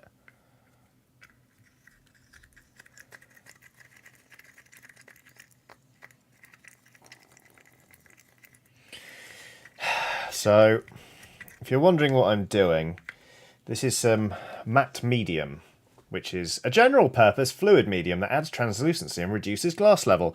It's basically paint without pigment. Lots of people saying that's a fish knife. Huh, weird. Basically, I'm just trying to rescue this paint.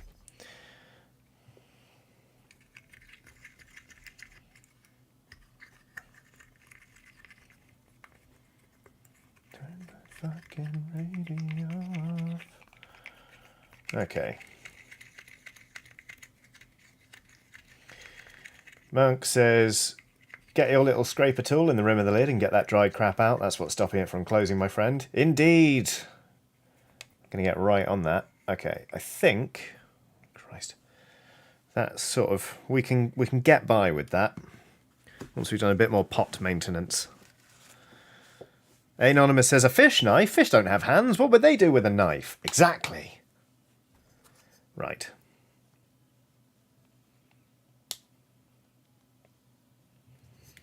It's really gummed in there.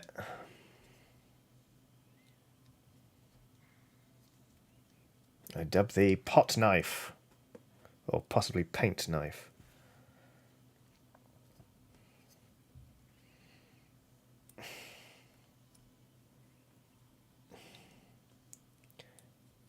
Bastard pots. Just use fucking dropper bottles, you fucking cowards. Okay. Sorry I called you fucking cowards, Games Workshop. It's a good thing I'm not on their press list anymore. Hi Johnny, we've just sent you some models in the post. Also, can you stop calling us fucking cowards, please? I mean, I could, but what would that make me? Good Luck or a Quick Death has dropped a super chat. In Good Luck or a Quick Death's usual style, there is no message attached, but the The support, the care and attention is all implied and very much appreciated. Hello, good luck or a quick death. I hope you're well. Oh, this is satisfying, actually. Might just spend a whole day doing this, to be honest. Get some tins, go to the riverbank like I'm fishing, but just... The real treasure is the gummed up acrylic paint we dug out along the way. Andrew Roberts says, Johnny, you were asking the other day what role you would play in a horror movie. My take is that you would be the bartender no matter what genre. I'll take that. Oh my god. Oh my god, this is a thing of beauty. Oh, oh, horrible gummed up paint. I could eat you. I won't. But thank you, Andrew Roberts. That's quite nice. I'd take bartender. I miss being a bartender, to be honest. I said it the other day, but I did cocktails at my friend's birthday recently. I had a great time just pretending I was still working on a bar. It's lovely. Emma Blass says, I realise I think of Johnny as a bartender in my own life, kinda. Oh, that's great. Maybe we should start really playing into this. You know, like, we'll just have a stream where all I do is kind of lean in and wipe a bar top and occasionally, like, ask you gentle questions about how you're doing. Oh, yeah, Brian Shiner says that's usable for turn at 28, that is. Yes, it is. Look at it, it's hideous. That's like a little jacket. You've got a little hood here. A little flappy sleeve. Wow.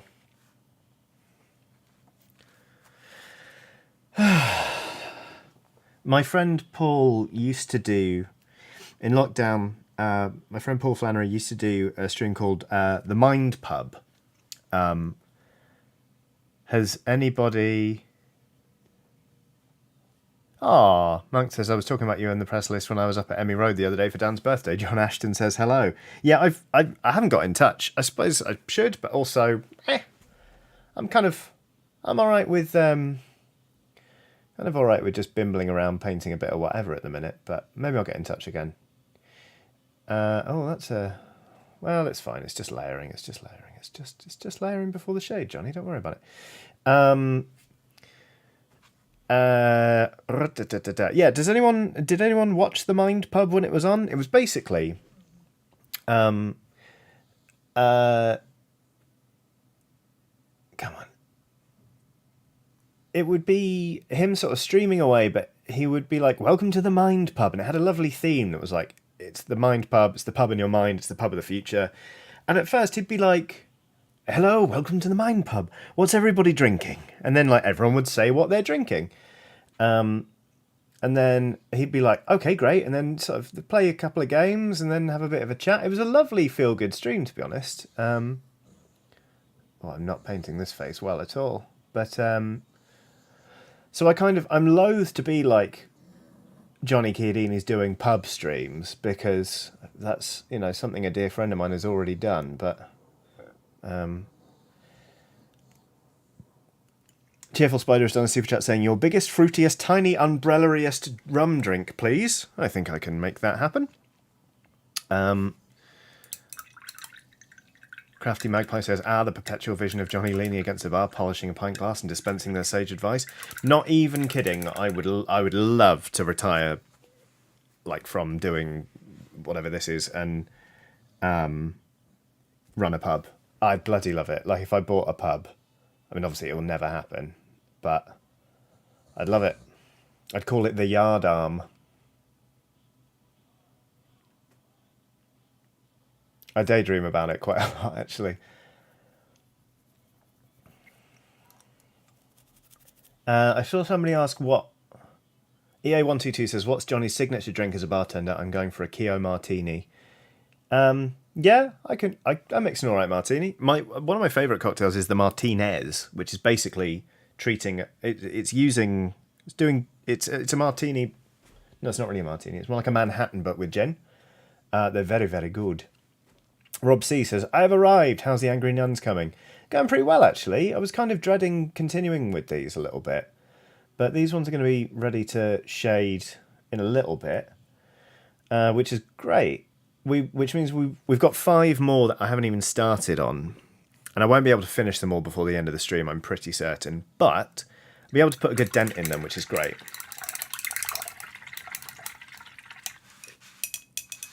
Mattress757 says, from what I hear, running a pub would be a lot of work. Not sure you could call it a retirement. I know. That's the problem. Maybe I should just start doing bar shifts. My friend's got a tap room. They're looking for part-time staff.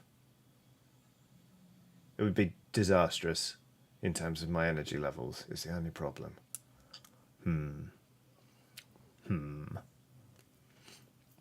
Marissa J says, ooh, a Martinez. Yeah, the Martinez is, let's see if I remember this. It is 50 ml of dry gin. Depending on how people like it, it's either 50 ml of red vermouth. I make it with 25 ml of red vermouth, so it's a little bit sweeter. About 10 millilitres of maraschino cherry liqueur and a dash of bitters. And you stir it and then strain it into a chilled coupe glass. And it's delicious. Absolutely delicious. Right. What do we need to do? That's right, we need to layer up some of this black. So let's just get the Ashen Grey out.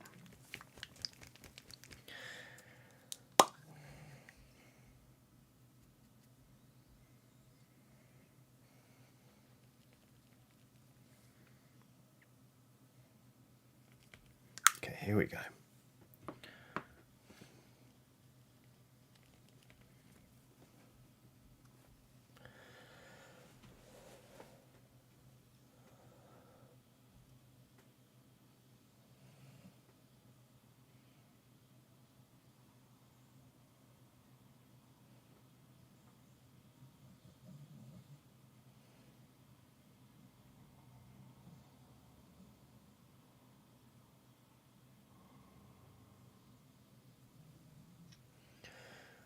I'm just going to start, hopefully you can see that on the camera, hopefully it's showing up, blocking in a little bit of contrast into the cloak here. Just so it doesn't seem quite so flat, because painting things black can just make them go like and fall back really.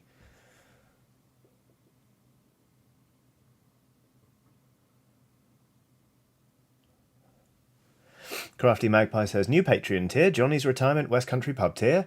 Oh, I mean, so this is the problem. I think the reason this is never going to happen is that I'm not leaving London. So the idea of buying a pub in London, unlikely, regrettably, but hey ho. I think what I really want to do is just work in a pub behind the bar and be solid enough with the owner that, like, we can just make it a chill time and I can have a pint behind the bar.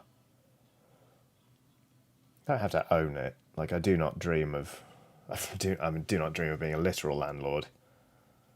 Pub landlord, maybe.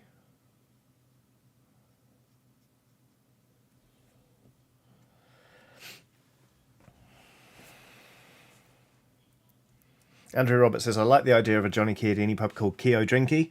I would leap over the bar and glass somebody within the first week, because can you imagine people coming into the pub and none of them know how to pronounce my surname? It would just be asking for trouble, and then I'd dish the trouble out, and then I would be in trouble. So yeah, I'm comfortable enough to make puns on my own YouTube channel, but my own pub's a different thing.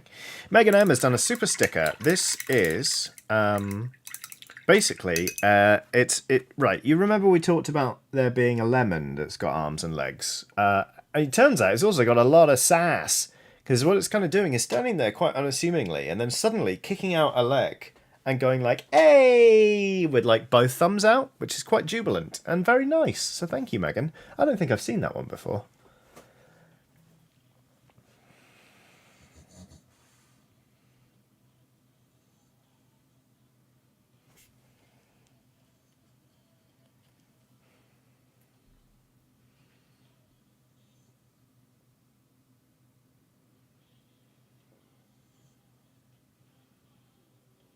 It's too watered down. Yeah, let's get some more.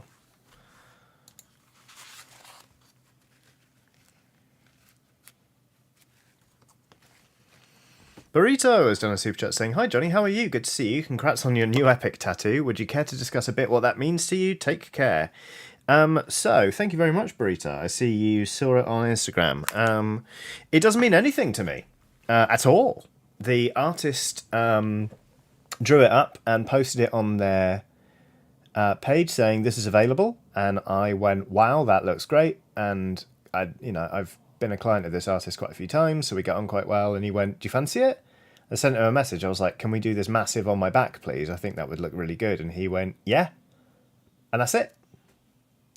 There comes a point at which tattoos don't have to have meaning, really. 99% of the time now, it's just like, I thought this thing would look good in this place. And that's why I got it. Like, actually, very few of my tattoos have, like, a capital M meaning. Which I quite like. I mean, obviously, they all have significance to me because they're on my body and I like them, but, like... I've had requests before for people being like, do a video where you run through all of your tattoos and say what they mean. And number one, like, no, I don't want to do that because they're sort of, even though they're on my body and they're very visible, they're also like, they're mine. Like, despite not having like capital M meaning, they are personal to me. And secondly, they just aren't stories for most of them. So it's just like, I wanted that on my back. Story done. Then they flew the ring to Mordor, dropped it in, went home, before Bilbo had even reached Rivendell. The end. I was thinking about it the other day, right? Like, do you remember that bit in Spaced where they're all really stoned? And they're talking about how the entirety of, like, Star Wars can be like linked back to the actions of the one gunner who chooses not to shoot down the escape pod that's got C-3PO and R2-D2 in it at the very start of A New Hope. Like that, but well, two takes on this really. Number one, if Elrond had just been willing to drop kick Isildur into the fires of Mount Doom, then a lot of trouble could have been avoided. Second, the fish that pulled Deagle into the river. If that had already eaten, didn't fancy a bite on that rod, Smeagol and Deagle would have lived out their lives, never finding the ring. So it never would have fallen into Bilbo's hands. Hobbit wouldn't have happened in the way it did. Lord of the Rings wouldn't have happened in the way it did either. You know? All that fish. That one fish. That fucking fish.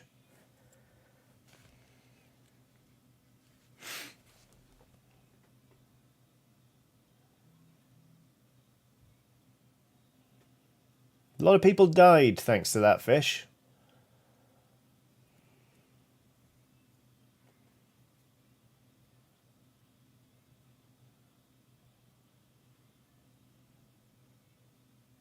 King Theoden, dead because of a fish.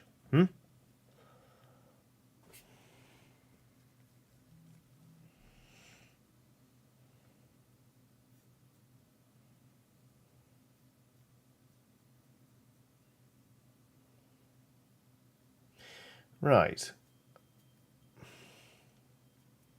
There's definitely some grey paint on some black cloth on these models.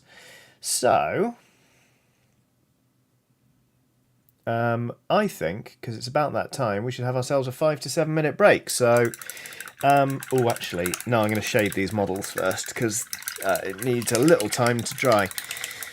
So, hold on one sec. But, also, my...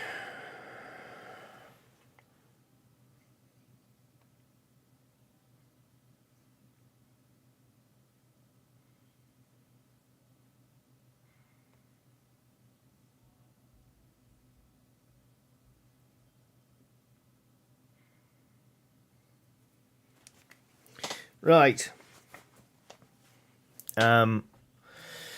Lucanthius says the ring wanted to be found. It would have found a way to the surface eventually. I know, but it wouldn't have found its way into Deagle's hands and then into Smeagol's hands. You know? That's all I'm saying.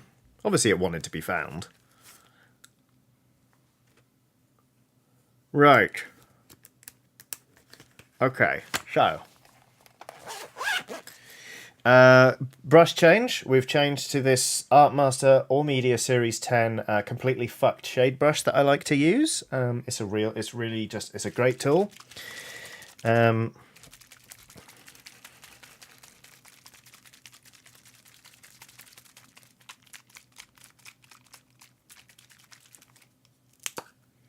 This is Seraphim Sepia. It is a good shade. Good, well done, Johnny. Let's slap it on the model, actually. Just slap it on the model. Why not? Let's do it. I can't remember if I think I used Nuln Oil on the other bits last time, but that's only one model we shaded, so sod it. I'm just going to use Seraphim Sepia over the whole thing.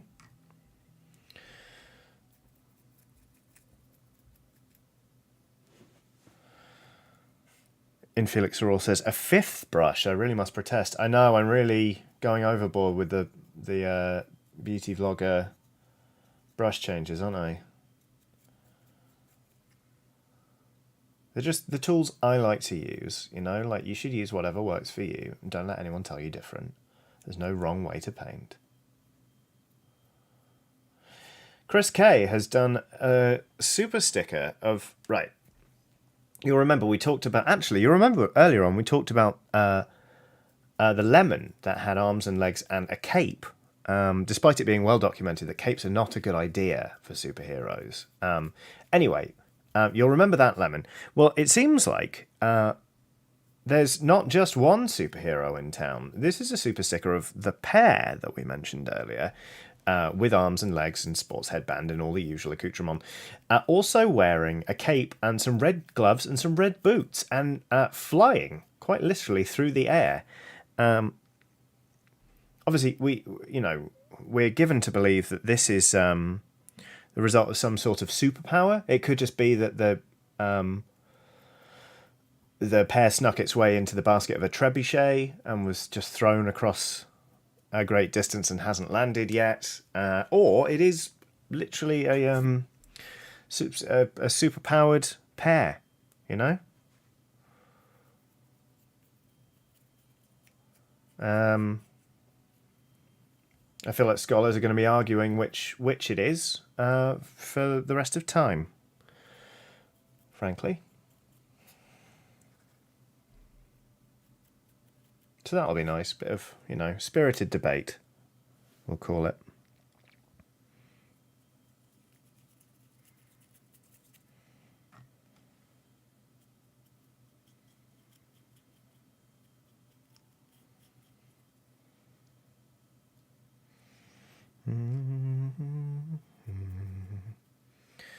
Nearly there.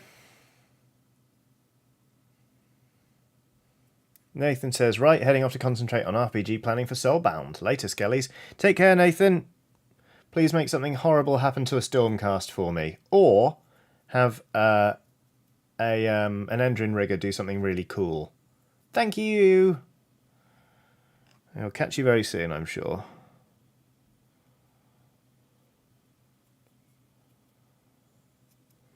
Right. One more nun to go. Nearly knocked over the... Uru Smith says, hi Johnny, any tips for reducing gloss on minis, especially Vallejo Red? Would adding matte medium fix this? Hope all is well. So there are ways to reduce shine on your models. One is simply to wait until the end and just paint it with some matte varnish, which means that the models are less likely to chip if they're getting thrown around in a case, and they just sort of, if you handle them a lot in the course of play, like for example if you're playing Blood Bowl, models get knocked down and placed either on their front or on their back a lot, so it's really a good idea to varnish them so you don't have to repaint them,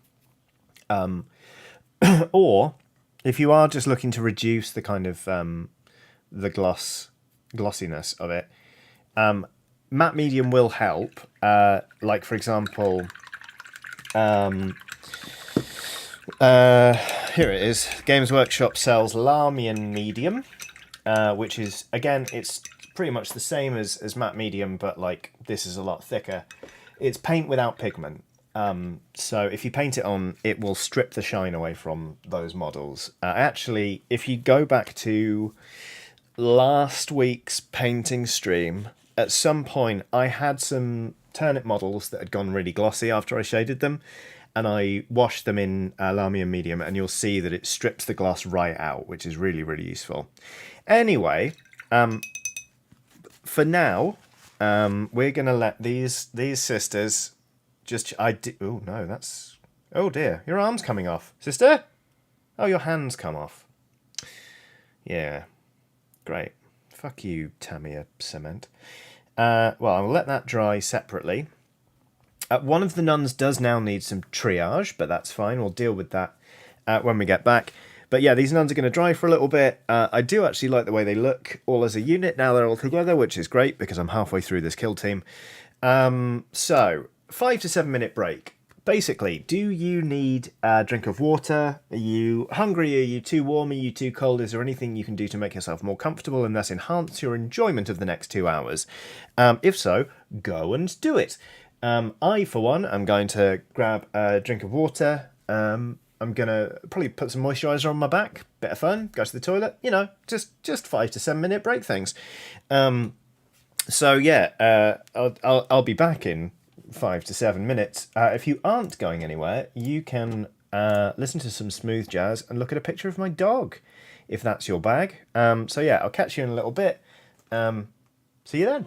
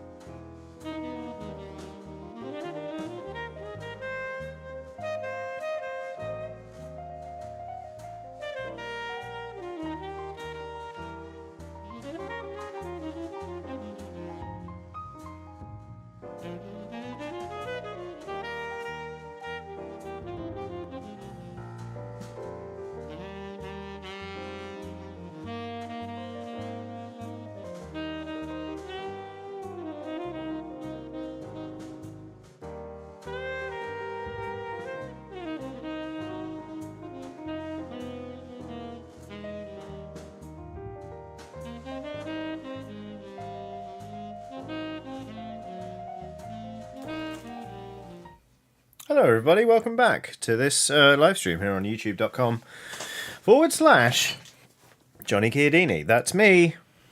I'm Johnny Chiodini. And just before the break, a nun lost her hand, which is not ideal, I think you'll agree. Here she is. As you can see, she's not holding on to this banner. But I'd rather like her to hold on to it, so what I'm going to do is glue it back on. Mary201W says, was that 7 minutes? I don't know. No, it's probably 5. Didn't actually bother checking the time, so...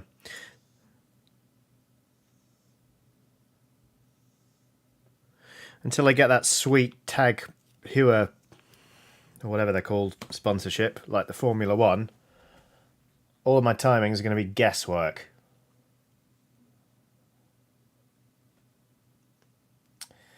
Now we're going to sit very still,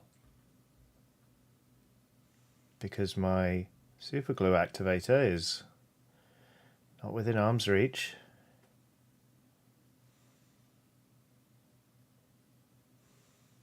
But I would like this glue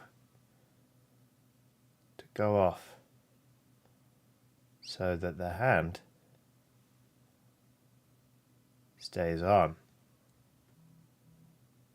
Just got a text. Can't read that. Hope it's not an emergency. Emma Benton says, oh no, sitting still is not my strong suit. You don't have to sit still, Emma. Just me. Come on, Johnny, look. You know that glue's not set yet. Why did you let go?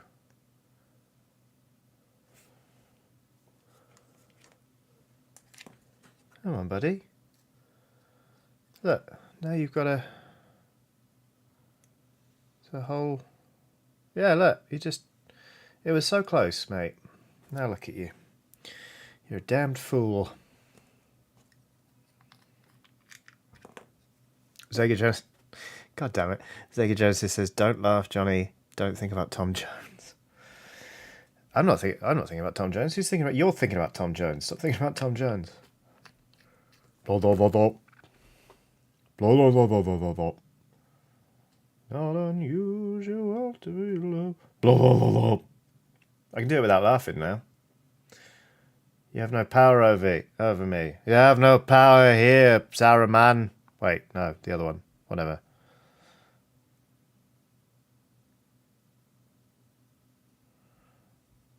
To have fun, blah, blah, blah, blah. Fucking...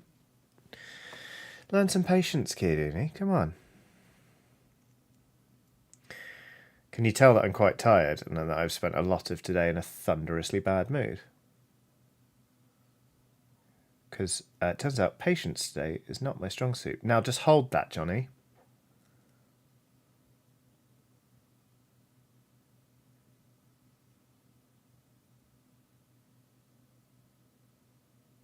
And Felix Soror says, at what point does Johnny discover that they've glued themselves to the model, or does that just happen to my brother? I much more commonly glue myself to myself, to be honest.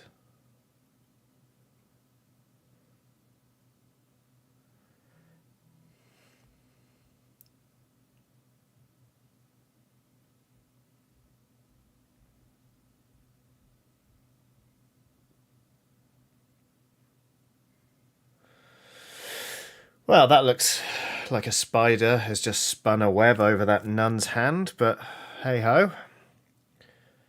I can slap some paint on it. Happy Bob says it's 2:45 AM and I just angered a gorilla by hitting it repeatedly with a net. Sounds like you're trying to get rid of an Animal Crossing villager. I did that a lot in Animal Crossing New Leaf, but I don't know if it ever actually worked. The Nice Switch says, are you sitting still enough? Probably not.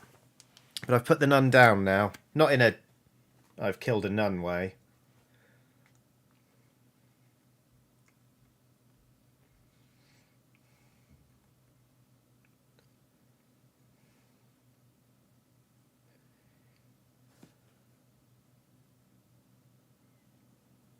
Right. Ah, Grumble says, "Hi Johnny, hi everyone. Been a while since I've been able to catch one of these. Hope you're all well. Very well." Nick and Jay has done a super chat saying, "Just don't glue yourself to yourself, Johnny." Don't. I managed to get away with it. I did do it earlier today though. I was super gluing some turnip stuff together, and yeah, I glued myself to myself. Ah, Happy Bob says, "Got it in one, Johnny." Yes. Yeah, many's a time I spent hitting one of my old villagers with a net and shoving her into pitfall seeds and stuff. Right, okay. Focus, Johnny. Okay, here we go. So,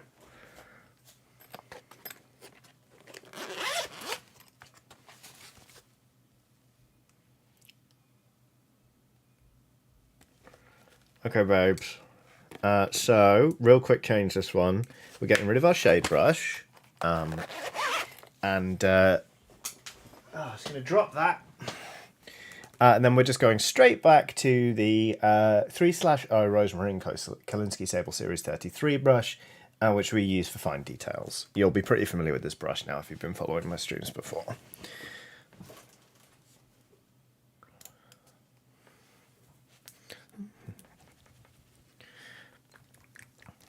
We're actually going to start by highlighting the cream.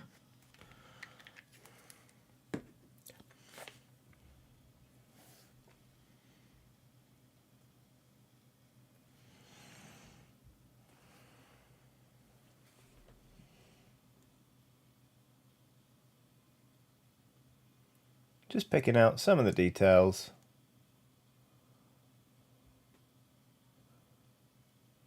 On this.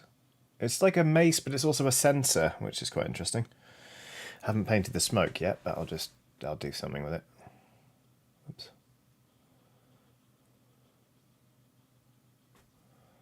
It's a bit heavy. There we go.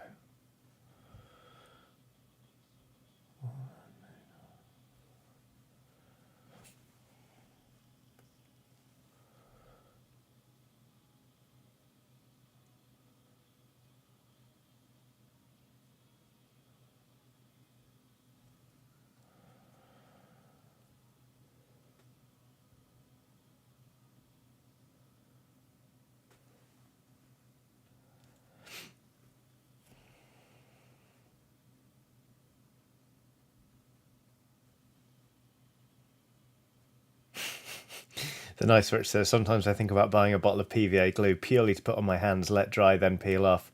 So good, isn't it? You know what? Like, it isn't pleasant gluing yourself to yourself, but I do enjoy peeling super glue off my hands once it's done. I would never do it on purpose because it is that much stronger that sometimes I'm like, oh God. But I don't hate it.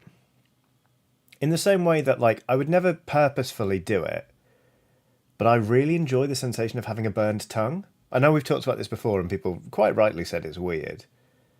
But yeah, there's just something about the feeling of it. I really enjoy it. So, like, again, I don't deliberately burn my own tongue.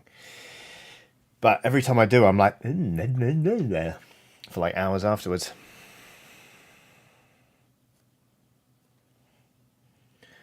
Andrew Roberts says, I made the mistake of... I finally listened to the Tom Jones incident last week on Wednesday. I made the mistake of having drunk a lot of water and be driving, but the laugh was so worth it. I really needed it.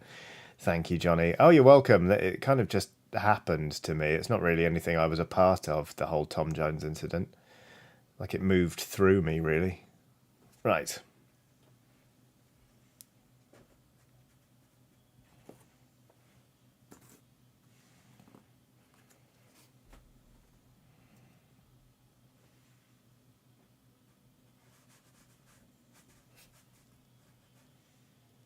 I do have a bottle of PVA on my desk somewhere. Would that be a fun stream? Just an entire PVA peeling stream? That was fun. Don't know if you saw that, but that was a beard hair stuck to that model then. It's really nice how you can spend hours diligently painting these things only to find that one of your hairs is stuck to it. It's great fun. It's like our cat Scout, who sheds a lot. Like, you'd be amazed how quickly her hair can get into things. Like, you can literally open up, like, a brand new bag of salad or something, and you open it and there's a scout hair just in there already. It's very weird.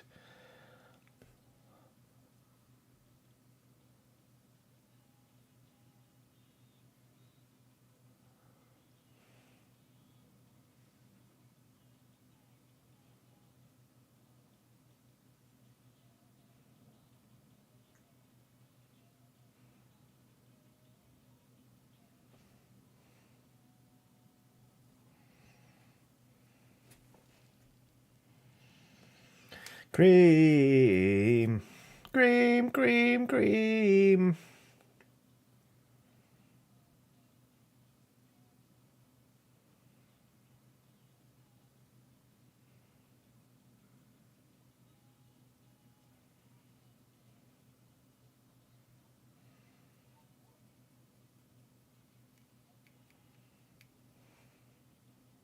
Yep.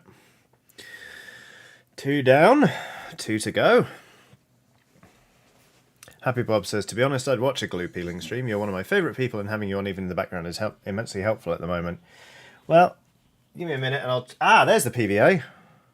Tell you what, we'll do some PVA peeling in a little bit. Oh God, I feel like that's going to be pulled out as part of a documentary, being like, it was at this point that Chiodini really started to go downhill. The streams got weirder and weirder, till it wasn't just painting. It was ASMR, but the weird kind. Oh well. It's about time we started the downward spiral, really, isn't it? I'm not getting any younger.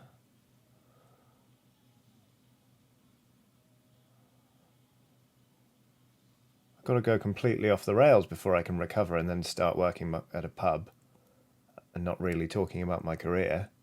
So maybe it's a perfect day for that sort of thing.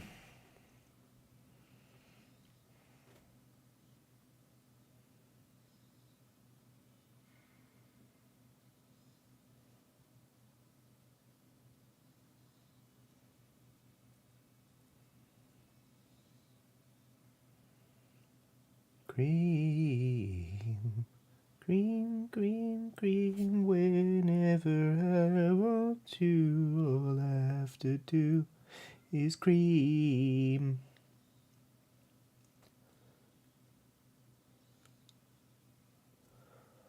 That was untidy, but I've done it now. Is that all of them? No, got one more. Picking it up by the banner, that's so risky. You just glued that hand back on, Johnny. And very poorly at that. You did an awful job.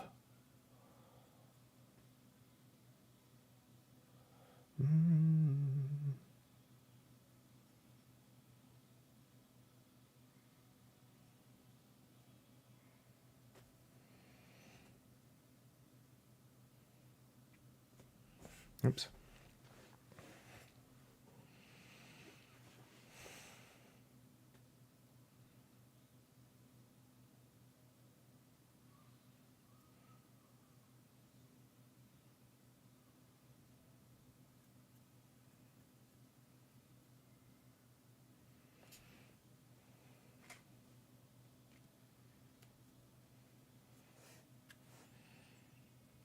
Okay, nearly there.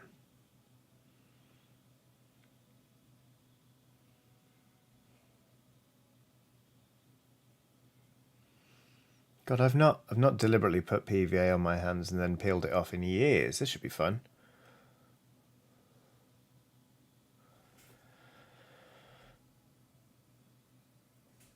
Right.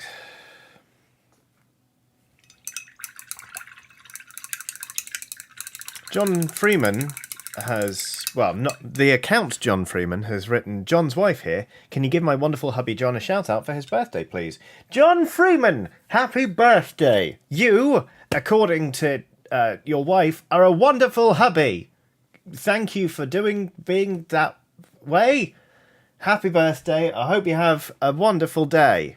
And hello to your wife. Seriously, I hope you have a lovely day. Happy birthday. PVA. Hand. Blah. Oh no. PVA? PVA. Hand. Oh, here we go. Oh, no. Ooh, ugh. Slightly congealed PVA snake. Okay, here we go. God, how old is this PVA?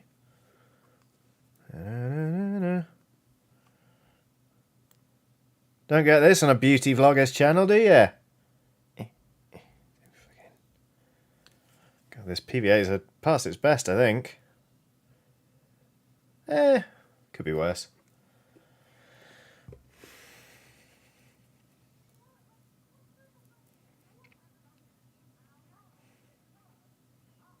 And now we wait.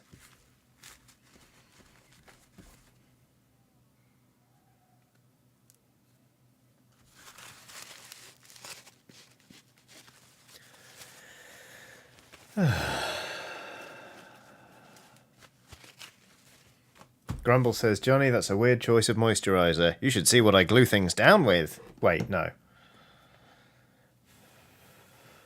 Titan Uranus says, if you started doing this on events, you could do a PVA tour. Very good.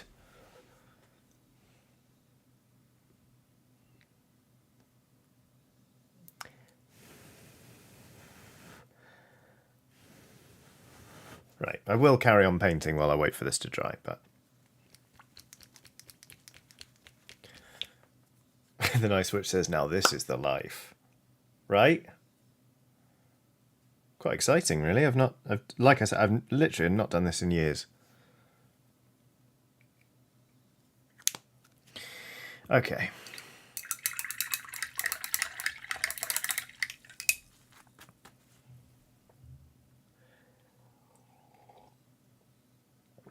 It's quite cold. Slightly disconcerting way. Anyway.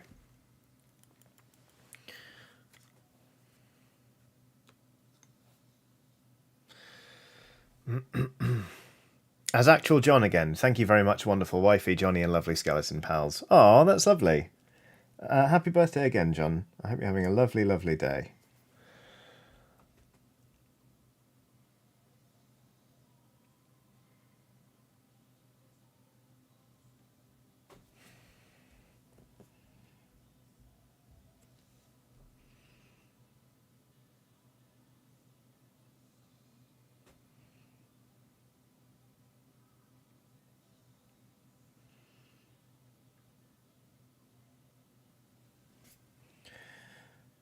Do.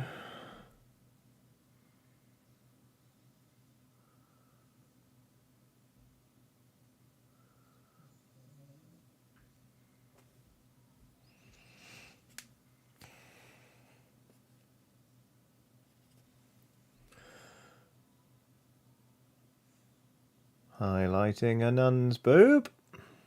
Classic. Perfectly normal behaviour on a Maybank holiday.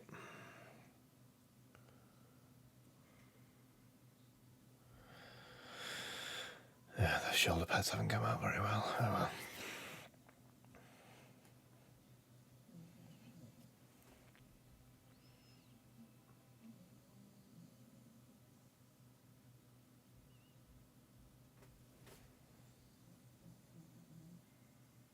I think I might have spread this on too thin to peel. I'm a bit worried about the PVA.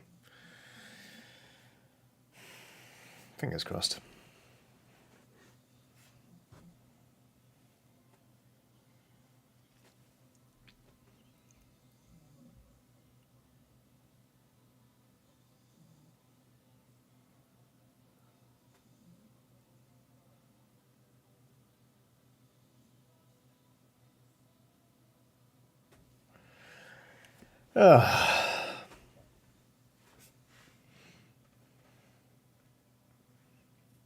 John Freeman says, I feel like I should explain we're using two different laptops in different rooms but are on the same account. I kind of liked the idea of you and your wife just sort of taking it in turns to sit down at a computer. But that does make a lot more sense, in fairness.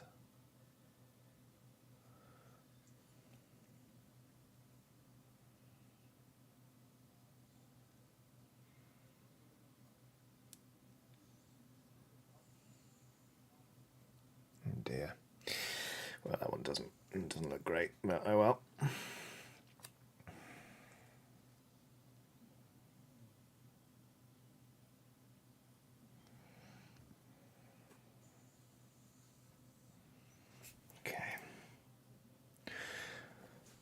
Happy Bob says, highlighting a nun's boob reminds me of a terrible ad we had for a heating company here in Australia. Do tell. That sounds very weird and more than a little bit cursed.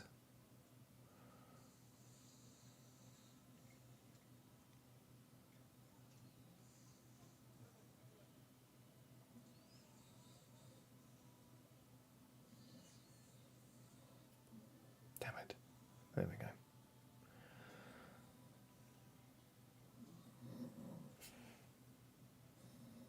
Dog's having a little snore.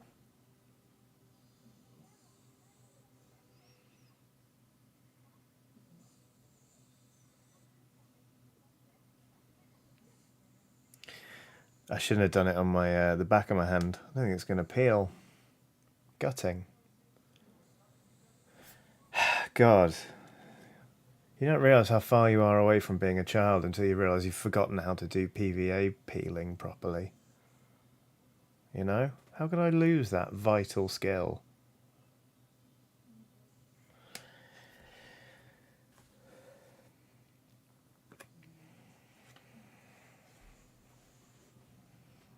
The nice which says, what if we just kept adding PVA? Let's go with what we've got for now. Even though I was just bemoaning my lack of childlike innocence.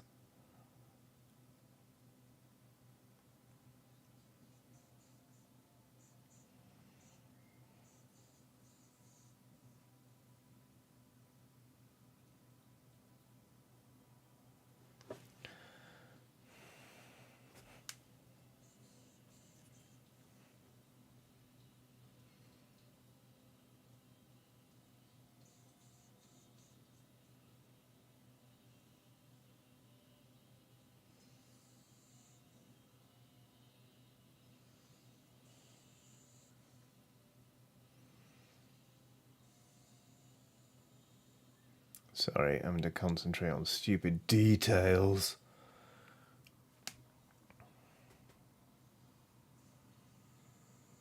Oh, hello. We've started to get our description of the weird advert from Australia. We open on a priest standing in front of 4 choir girls in a church. He realises it's too cold in the building by looking at their chests. A man appears with an industrial heater and turns it on. Wow! Goodness me!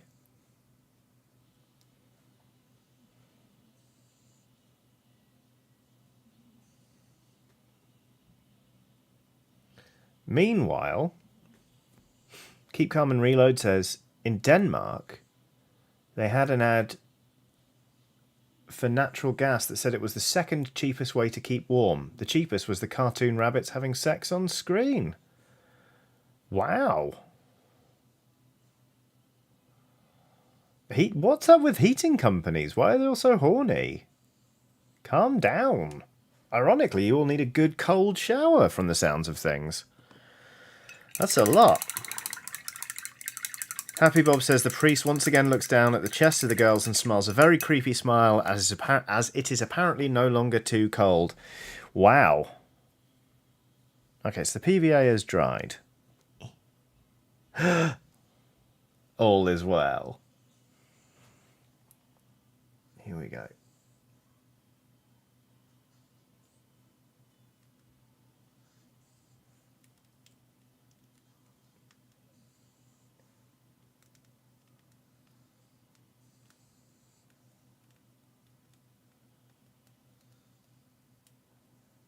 It's like a snake. Yes! Well, that is extremely satisfying. Oofed!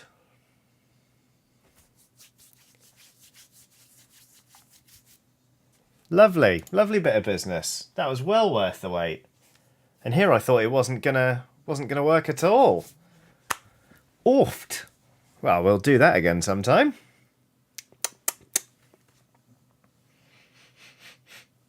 I worried this was going to happen. Rogue Monitor says, okay, I just got here. Why is Johnny removing their skin? My pronouns are they, them. Davy Jones says, what am I watching? I know, right?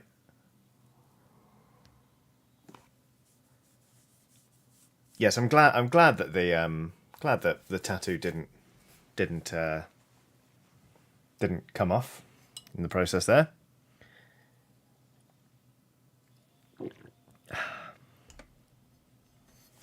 Charles the Great and Powerful says, okay, now eat the peeling to prevent predators from finding your burrow. Let them come. I'm ready for a fight.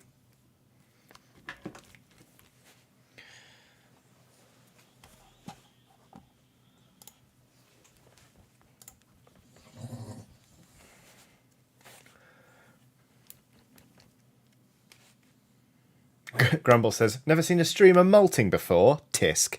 I know, right? We do it all the time.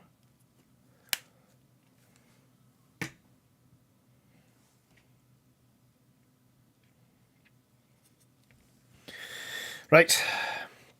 A bit more cloth business.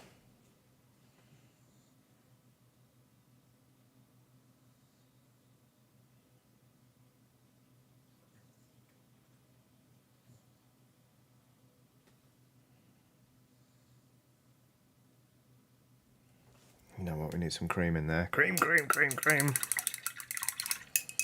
The Nice Switch says, if you want a similar feeling but to be gross about it, I recommend a foot peel mask, next level shedding. I think my wife did one of those, and it was actually, yeah, quite disconcerting. So yeah, that is some next level shedding. I'll stick to PVA, I think. That was very satisfying, it has to be said.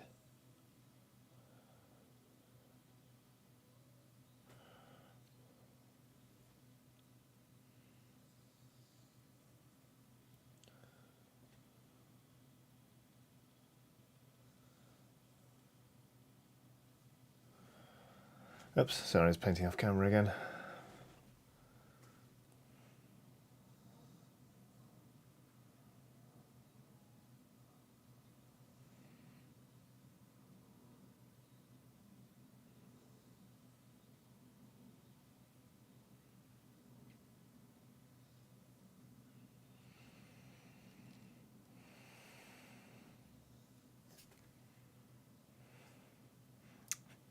Nice Rich says, you get to feel like a snake for a week, which I cannot stress enough is properly mint.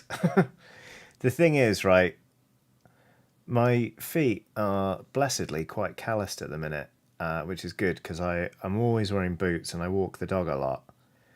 So I don't want my feet to peel. Like the calluses on my heels are such that I can scratch itches on my legs with them. It's like having spurs. It's great.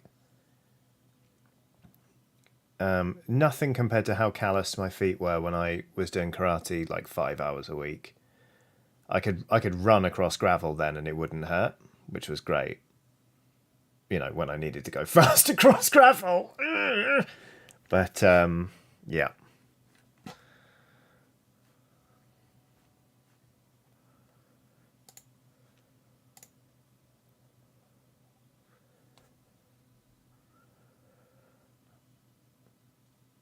But yeah, so entire foot peeling things sound great, but I'm going to give them a miss if it's all the same.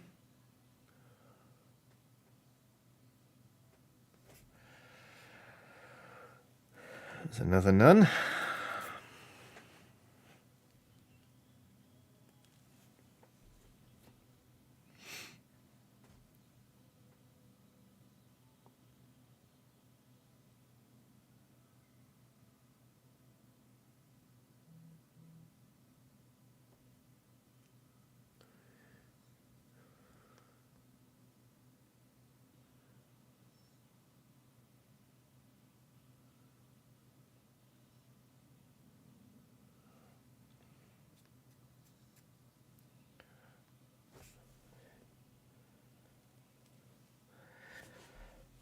Happy Bob says, how often were you fleeing across gravel barefoot? More than you'd think. I was a teenager at the time.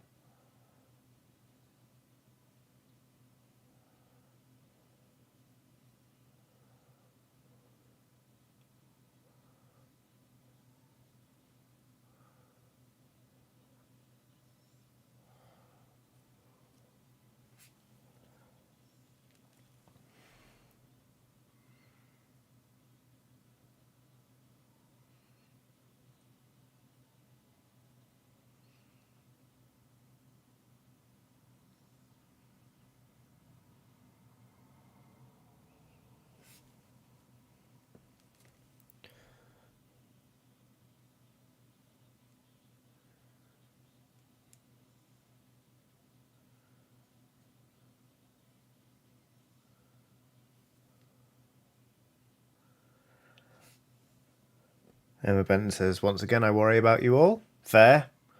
I'll be honest, I was concentrating so hard on that cloak then, I don't know how long I was silent for. It could have been minutes. Sorry. Just really wanted to get that right.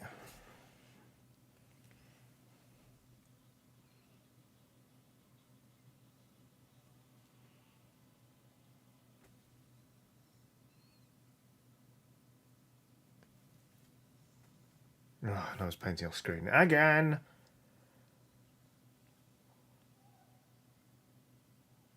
None. Done this one? No, I've got 2 nuns left to go.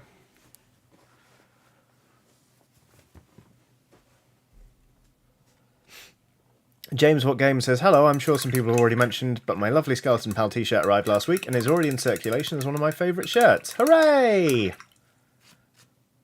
Thank you so much for getting hold of one. They are nice. I do wear mine quite a bit, actually.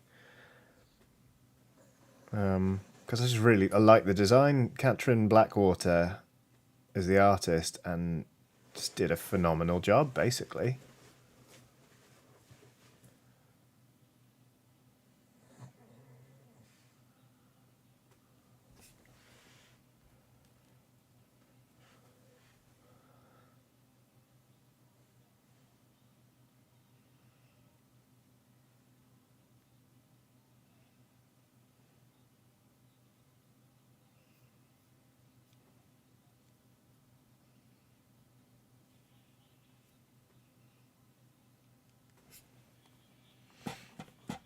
Uh-oh. Oh, excuse me. Ah. Ah. Happy Bob says, Johnny, I showed my daughter the part of one of your last streams in which you sang about our cat Stumpy. He has 3 feet. They loved it. I'm very glad. I hope Stumpy's doing very well.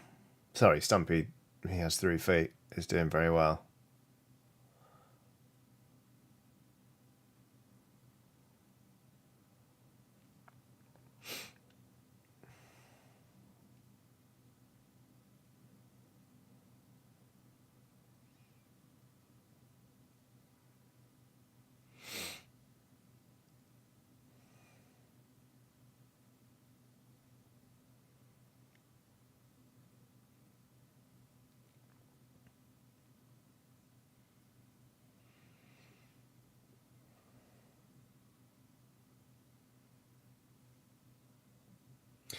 Weekend Minis has done a super chat saying, hi Johnny, you commented on my Instagram post while you're working, so this is for you while I'm working.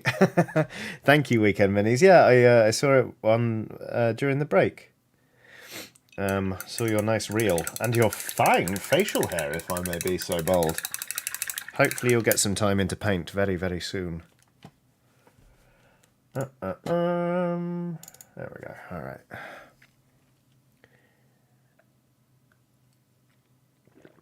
Okie dokie.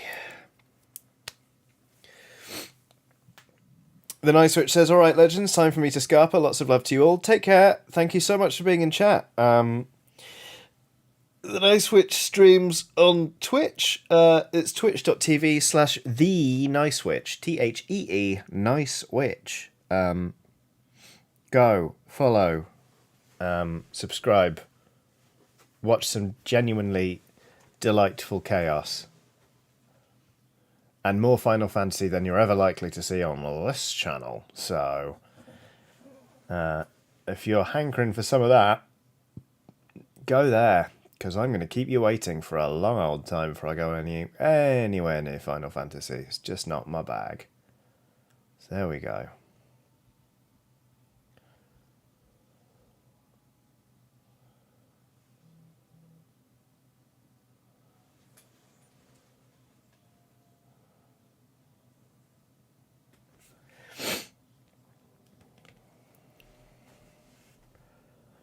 Did I knock my camera out of whack or something? That's really bothering me today. Alright, that's how... Yeah, okay. Now we're not painting off camera. There we go, that's good.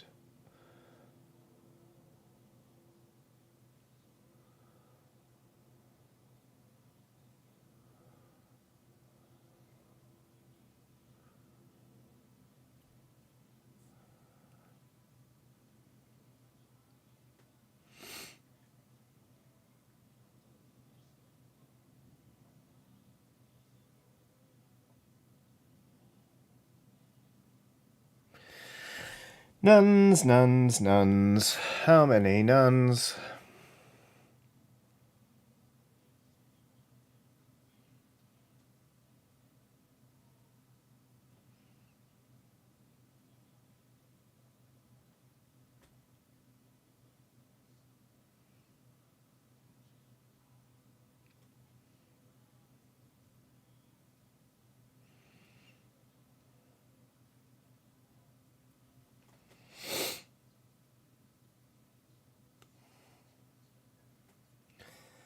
Right.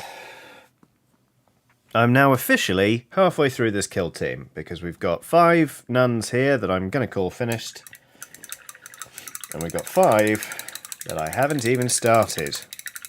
Until now! It's the fun thing about batch painting. You finish a batch and you go, great, time to do all that again. So gonna do it. Blah.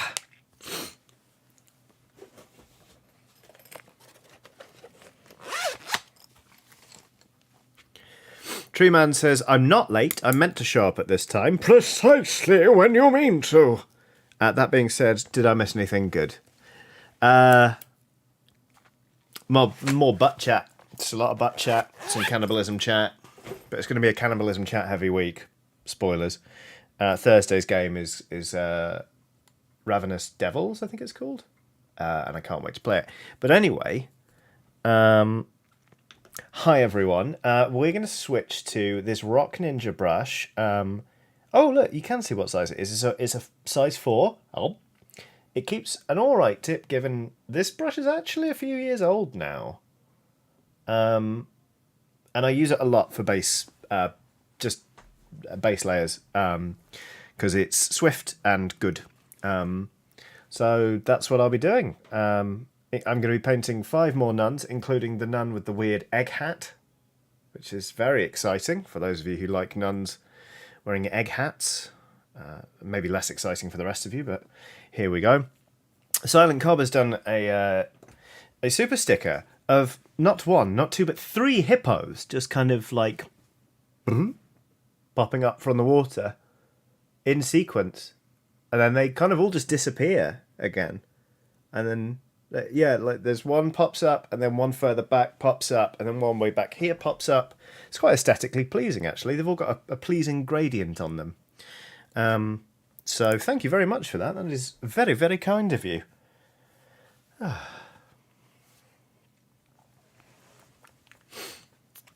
Egg hat, egg hat, egg hat, egg hat. Chaos is excited about the egg hat, which is good. Glad someone is. You know what, just for you, Chaos, I'll start painting the egg hat first. Because before it can turn yellow, I need to paint it brown.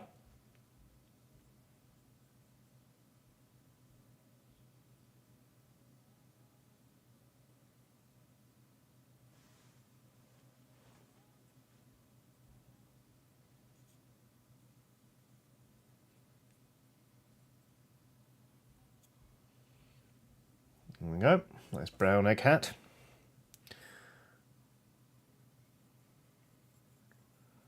I think there's going to be very much yellow on this particular model, which is interesting and a bit different, isn't it? Because goodness me, there's enough on some of the others. Oh no, wait, the legs. The legs are still going to be pretty fucking yellow, so that's fine.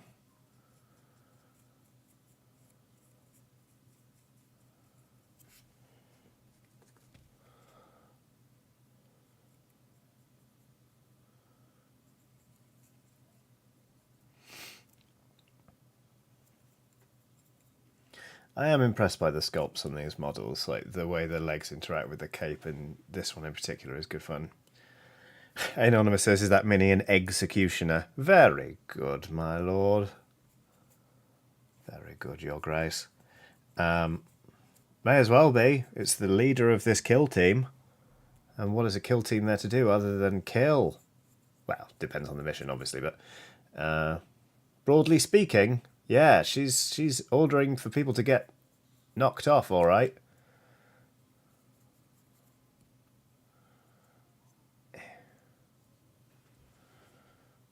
Yeah, it really wasn't. There's not going to be much yellow on this model at all. Exciting.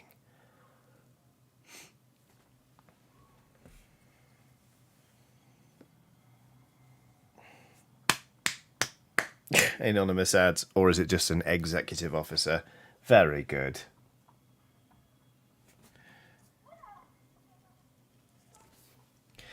Okay. John Fricker says, strikes me this may be a place where someone else has been super excited by the Reaper Bones Kickstarter recently. I have no idea what that is, but it's entirely possible someone else knows, and indeed is excited.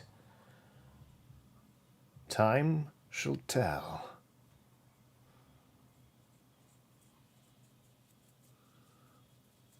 There we go. A little bit easier to paint the legs on this particular nun, which is great. For fuck's sake. There we go.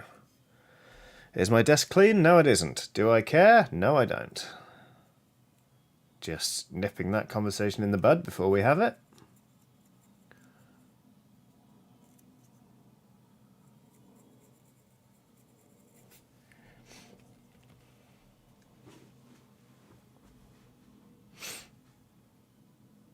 Jack Wood says, actually it's called Kiss Team? Sorry, Jack. Will be once we roll into Ham Meat 2 as a tower couple. Tower. It was your gag. You get it. You understand.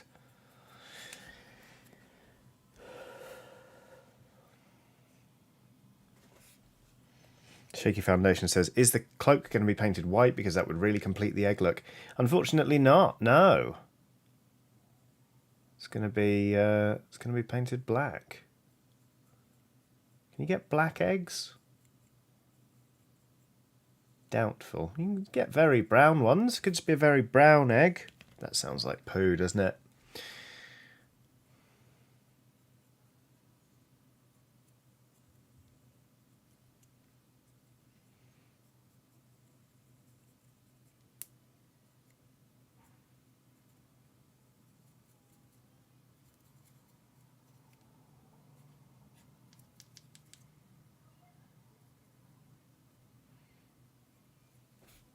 Okay.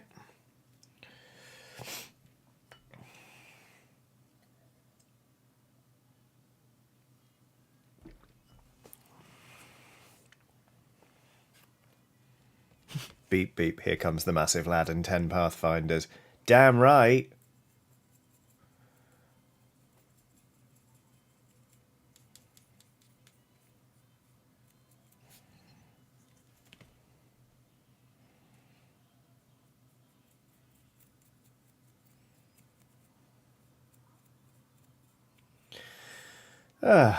You know what? As much as I was like, ugh, the thing with batch painting is you reach the end and then you've got to do it all again.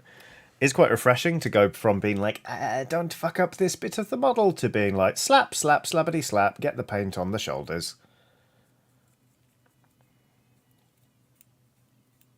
It's just like, it's a good way of getting several models done, but also just by having to zip between different techniques more often, it keeps things a bit more interesting. A good mix of efficiency and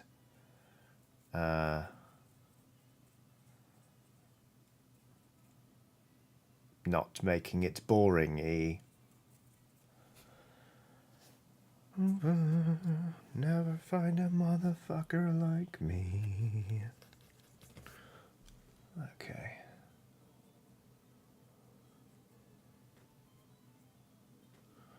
Shoulder pads. Come on, let's all paint some shoulder pads. They're on some sisters, not the shoulder lads. Everyone's having a nice time.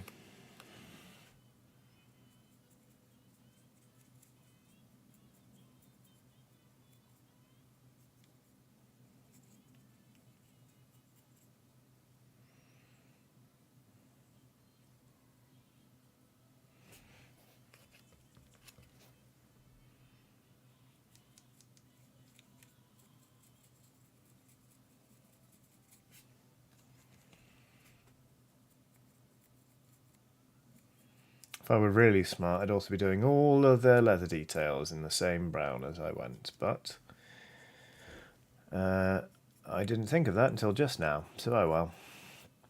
Minute Ellis on a super chat saying, "Yay, birthday stream! Gonna have to catch up on VOD at some point. Just got home from work and we need to make dinner. Sadly, no Skelly shirt yet. I hope it arrives very, very soon and that you love it. But more importantly, for the time being, happy birthday! Hope you have a bloody wonderful day. Enjoy catching this on VOD. Spoilers, we do talk about butts. And yeah, thank you very much for the super chat and many happy returns." Okay, here we go. Right.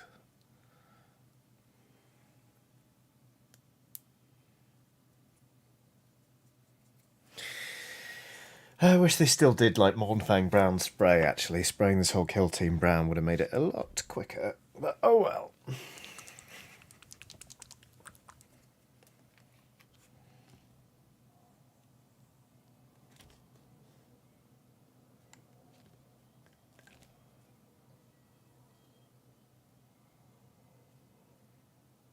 Clogged up there, you little pot of dickhead. Oh. Well, that's why we put kitchen towel over the top of the thing. That went okay. There's now a lot of paint on my palette where I didn't need much. So, right, is there anything else on my workbench that I could paint brown? Yes, there is. Oh, I haven't primed you, shit bastard.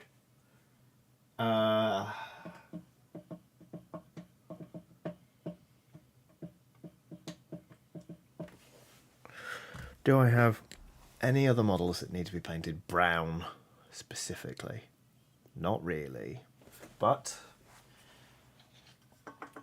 this lad, I don't like it being grey. Or do I? Oh, I do. Shit. Bastard. Oh well. You know what? Sometimes that's how it goes.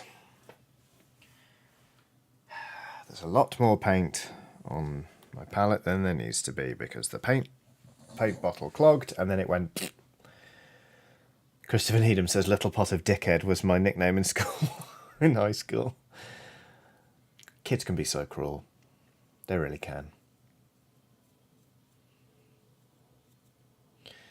Just glad that they all struggled with Chiodini. Not a lot to be doing in terms of puns on Chiodini, to be honest. Or at least when you're that age, so that was good. Fucking.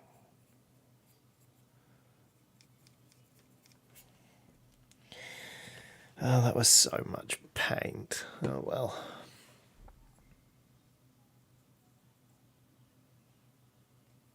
And that's gone on too thick because I'm just trying to use more of it, which is silly.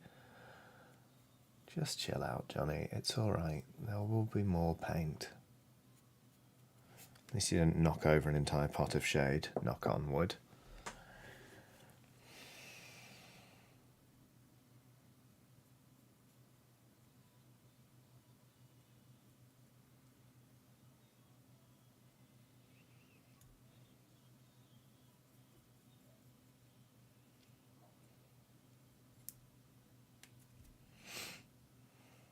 Jack Wood says being 13 with my name was unfun. Yeah, that tracks.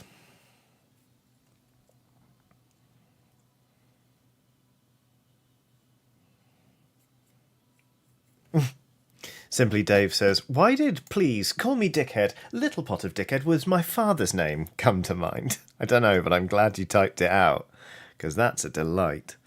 Right, that's all the brown done, annoyingly. It's not the right brown for that model. Still looking around for something that I've got on the go that needs to be painted brown. There's nothing. There is nothing. Oh well. Oh, I could scoop it back into the container. Yeah, let's give that a go. Oh no, wait, because it's... You have to like really prise these little bastards off, if memory serves.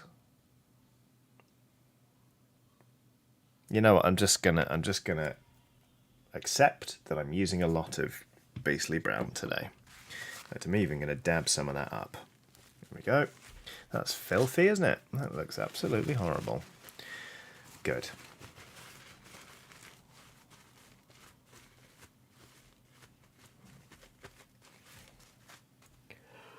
Oh, excuse me.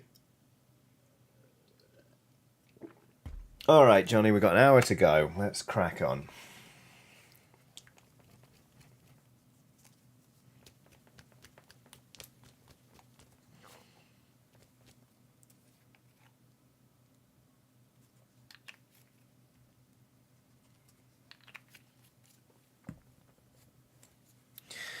Same brush, new paint. This is Carne Marron, or Tan from Vallejo Game Colour. It's a decent base tone.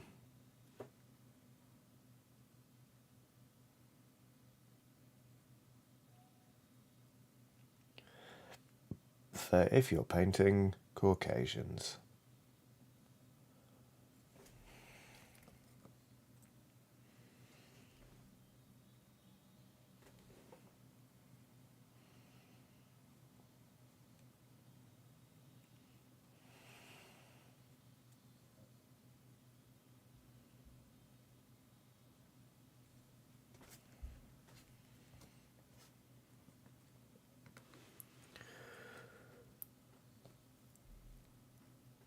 Excuse me. Wow. Very tired. Something of a sleepless night, which was annoying, but we persevere. Because these nuns aren't going to paint themselves.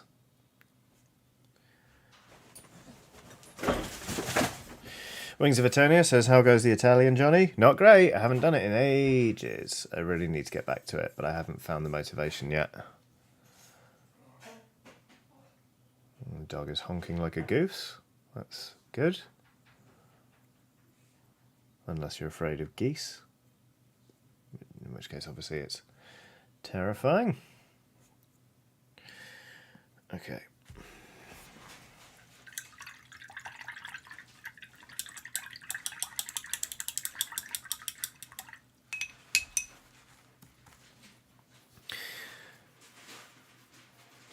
Mark Cohen says, is the turnip stuff you primed ready for some brown by any chance? Primed it almost the exact same shade of brown, so there's not really any point. Andrew Roberts says, no use crying over spilled blood. I mean milk. I mean paint. Very good. Sorry, I'm yawning up a storm now.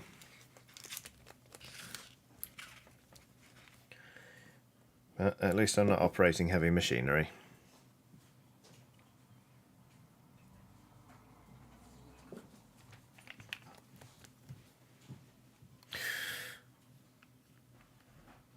Luke Enthea says, I accidentally one more chaptered myself into going to bed at 6 a.m. My alarm goes off at 7 a.m. Ouch.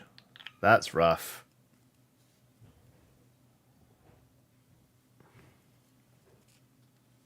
Happy Bob says, would you not be slightly concerned if the nuns did paint themselves? I suppose I'd have to be, but I think in the immediate moment I'd be quite pleased that they were done, you know? But yeah, no, actually, in retrospect, It probably would be a little bit disconcerting, wouldn't it?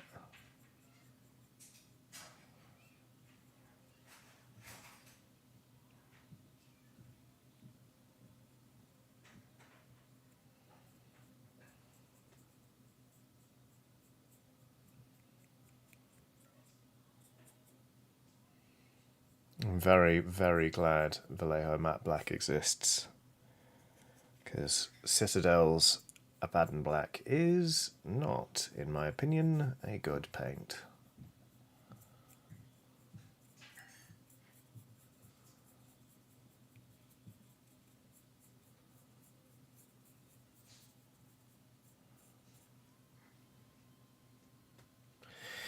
Should probably make that bit something different to break it up a little bit, so I'll probably paint that cream.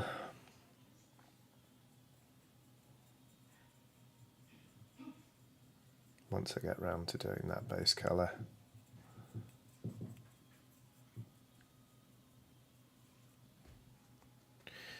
Yeah, Will is in chat. Hello, Will.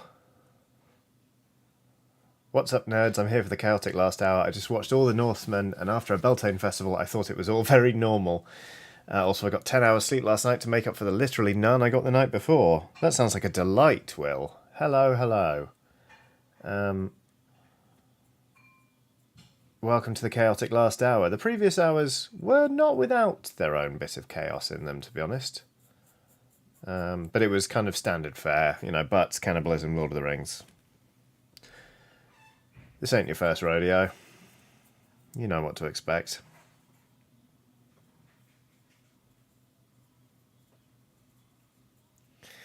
I, meanwhile, did not get much sleep last night, so I'm very tired. But that's fine. After this, I'm going to play Halo and drink whiskey with some friends on the internet.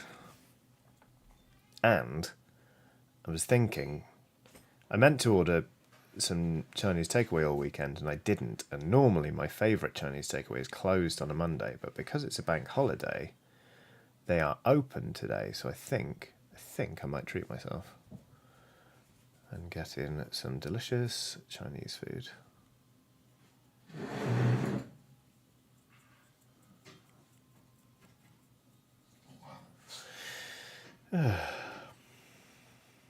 Will says, well, I see the clown, but where are the cows, etc., etc. Oh, do you mean the Tao?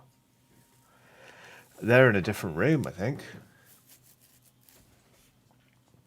And I've got half of the nuns finished down here. They're all gadding around. I'm pleased to say that now that there's more than one nun with the same colour scheme, I like it.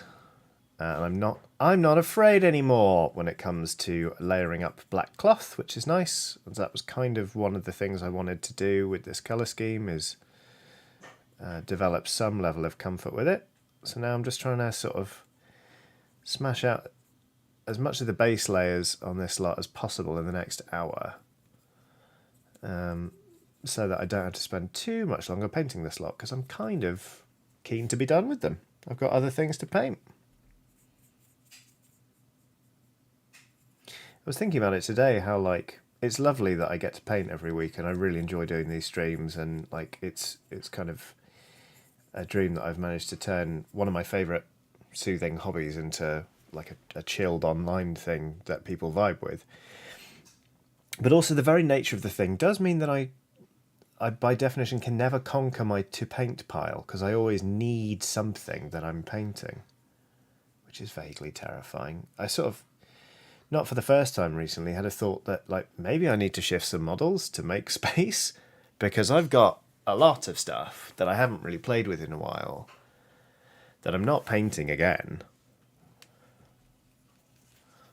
You know, there's a non-zero chance that I'm going to be overrun by my own things.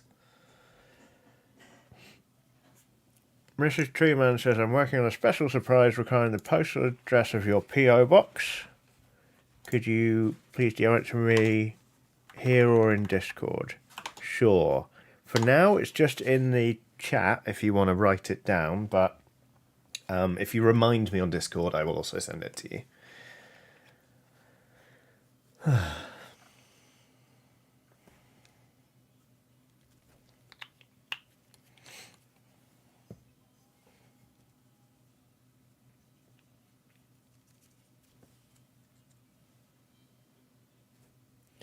Jack Wood says, this is how I've ended up wanting to get into heresy. Oh, goodness. I am stalling my own paint queue a little bit in a sort of tactical way by negotiating with a friend of mine who loves basing but doesn't really enjoy painting, whereas I really enjoy painting and I'm not that fussed about basing. So I've offered to paint up a Blood Bowl team for him and a turnip army if he wants one of those. Like, I'm starting to find ways to paint models that don't then just start clogging up my flat.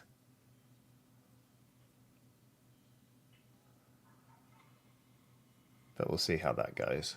I mean, in the meantime, I've got loads left to paint, including I've got an entire box of Curse City to finish, which is annoying because I'll be honest with you, I think I've said this before, the kind of palaver over it being released and then sort of quietly cancelled again, I don't really have much of a desire to play it.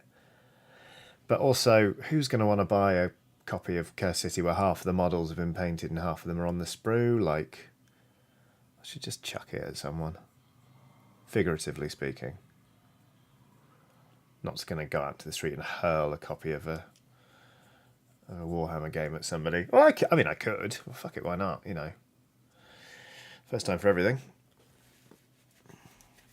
Cheerful Spider says, optional, melt all minis into Throne. I mean, I could do that, but the problem is I've already got loads of melted minis. This is sprue goo. You can see this was an old jalapeno jar because there are 3 very fucked up jalapeno seeds in here. But this is acetone with just a bunch of cut up old sprues. And it's really good for like sealing cracks in models or like sculpting stuff because it's like putty. Chaos says, hey Johnny, would you like a lit squad of Hellblaster Marines that I can't shift on to paint? I'm alright, Kay. Thank you so much. I mean, I still haven't got around to painting the Skaven Bombardier you sent me so kindly.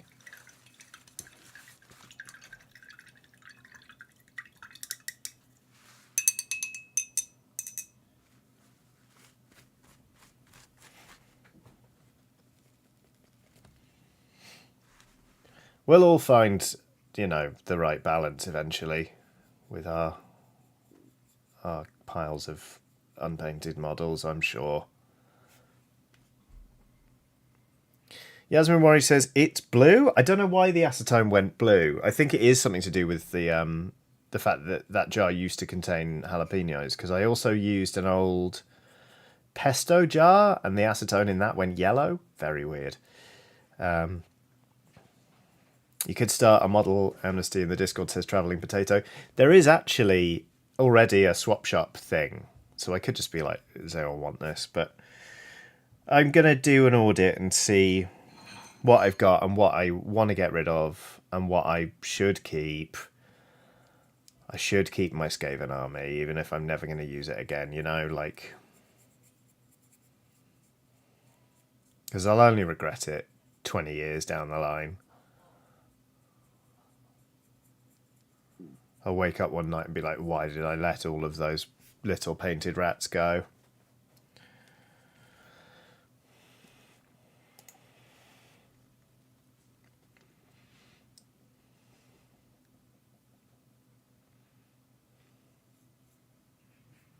Tiny Rainer says, sprue goo, isn't that the fish that's lethal unless correctly cooked? That's right, yeah, that's the one.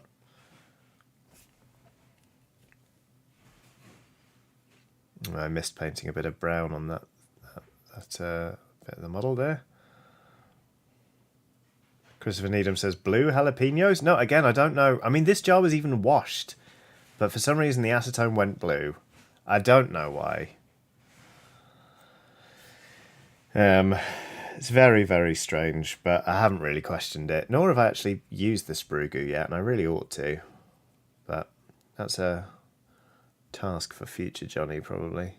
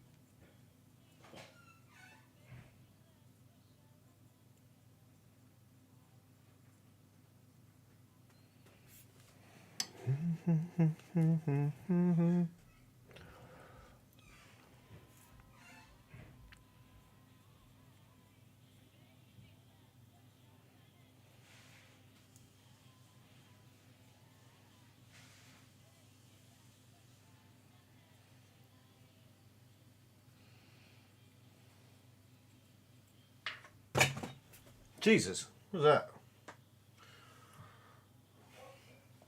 Alright, something just fell down on my desk. Thankfully it didn't change the camera angle on the stream like it did that time I was playing Dark Souls on the HOTAS, and everyone didn't watch me beat the not cleric beast, what's it called? Taurus demon. Just watched my hands do it instead, which was infuriating.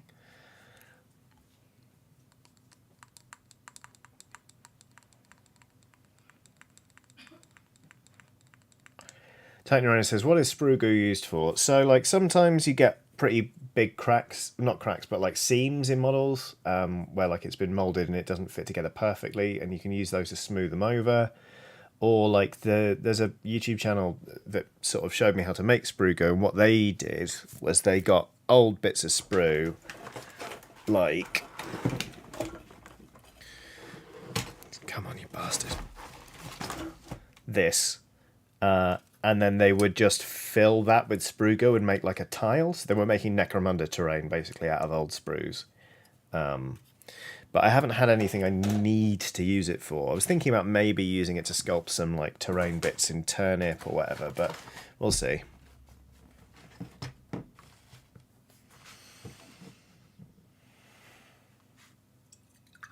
Will says, oh yeah, that time Creeper helped you beat the Taurus demon. Thanks, Will.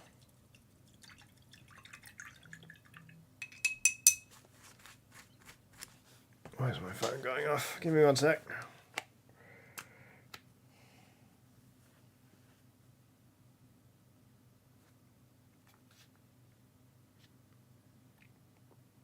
Pardon me, everyone.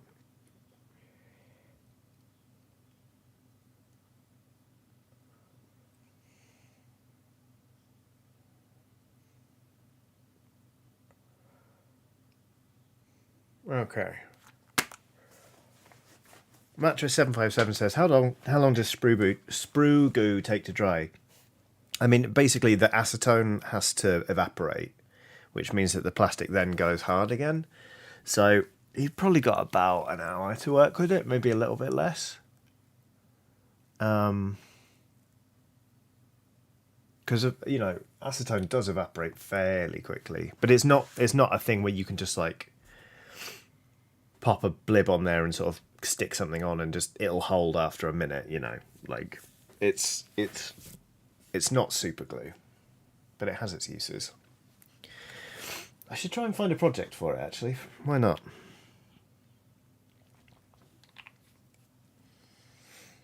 I do have like green stuff rollers and things, so I could make a big patterned floor really easily, actually.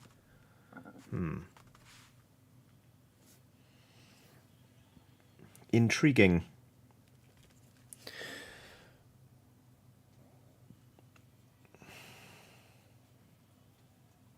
Emma Benton says, so it would never work here because nothing fucking dries.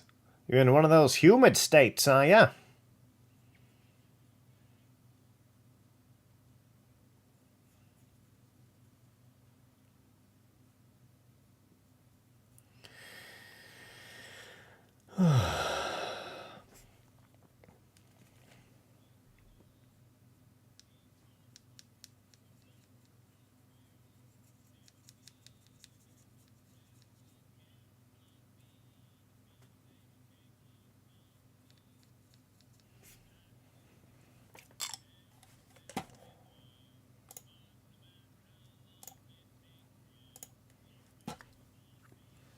Emma says, yes, and I hate it.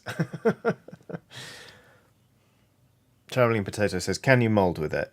Yeah, I think so. I mean, like, I think one thing you could do with it is, yeah, you could use it in, like, if you've got moulds on a piece you want to replicate or something, on an entirely legal basis. We're not talking about recasting anything here, obviously, because that's illegal. But yeah, you could just smush it in there. You could do that quite easily. So I've thought about making some stuff out of green stuff and maybe just trying to make like a mold for it. I don't know, we'll see. Because it'd be nice to have be able to make a bunch of a terrain bit or something for turnip, or just something fun for maybe Blood Bowl. We'll see.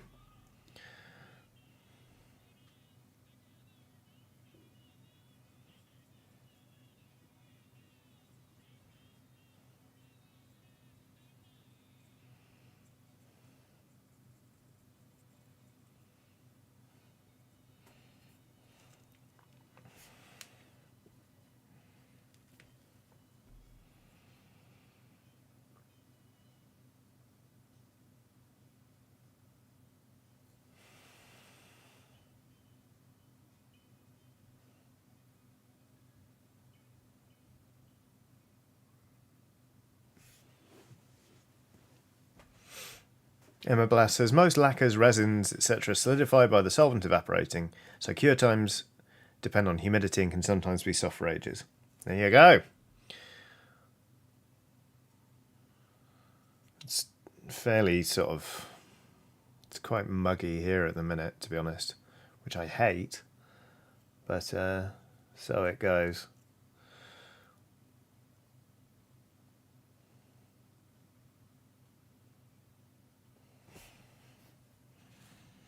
Use the sprue goo to sculpt another horse. Oh my god, I could make a mass production line of 2021 the horse. God, wouldn't that be something? I mean, yeah, I should, because I'm never going to craft anything that good out of green stuff ever again, am I? That's the plan. There we go.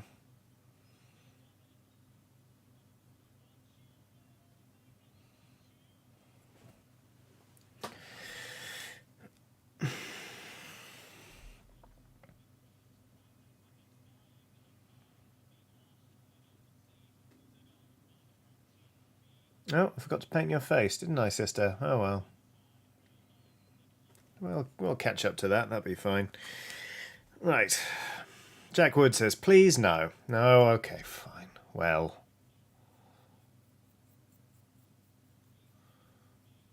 If you don't want an entire cavalry of 2021 the horses, Jack Wood, that's up to you, isn't it? Where is the little bastard anyway? There he is. Hey? I mean, come on. Whoops. Apparently my music's audible when I go silent. Thank you very much for that, Random Workings. I'll turn it down a little bit. Titan Uranus says you could sprue goo the Swamp of Sorrows and put the horse in it. Yeah. I am planning on doing like a resin pour terrain feature that's like a bit of a swamp with some people floating in it, because I've got some models that would really work with that for turnip. But we'll get to that when we get to it. Good. Really speaking English brilliantly today. John Fricker says, was the bear 2020? Yeah, it was 2020 the bear, and then 2021 the werehorse. Who knows what model 2022 will be epitomised by. But it's sure to be beautiful, based on its predecessors, the exquisite werehorse.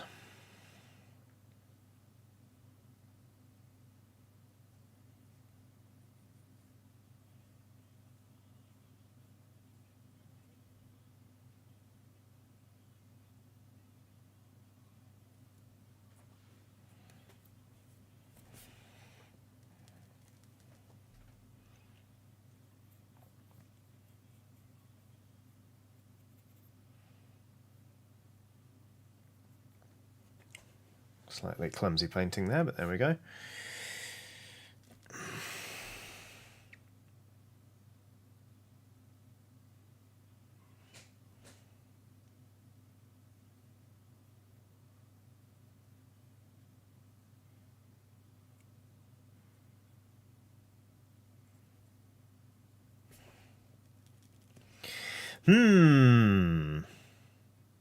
I think, pals, what I might do is finish painting the black on this model and then on the next nun, and then I might have to toddle off, to be perfectly honest with you, because I am sleepy. And I could do with splashing some water on my face and eating something before I start to play Halo and drink whiskey with a couple of friends online. So I'll be here for another 5 to 10, but then I think we'll wrap the stream up about 20 minutes early, if that's all good with you lot. It's vaguely satisfying in that I will have got these models to the same state I had the other 4 models in at the start of this stream. So hooray for batch painting, the system works, etc, etc. But I can just feel myself getting quite sloppy in my painting, and my silences are getting longer. I haven't mentioned butts or cannibalism in like 20 minutes, you know, like there are just times, you know, just times to know when you're beat. But talking of cannibalism, I'm genuinely really looking forward to Thursday's stream, as we play Ravenous Devils, and we run a tailor shop and a pie shop at the same time, with terrible criminal intent. It should be good fun. Might have to rack up a bingo card for that. Well, just with one square that's just cannibalism.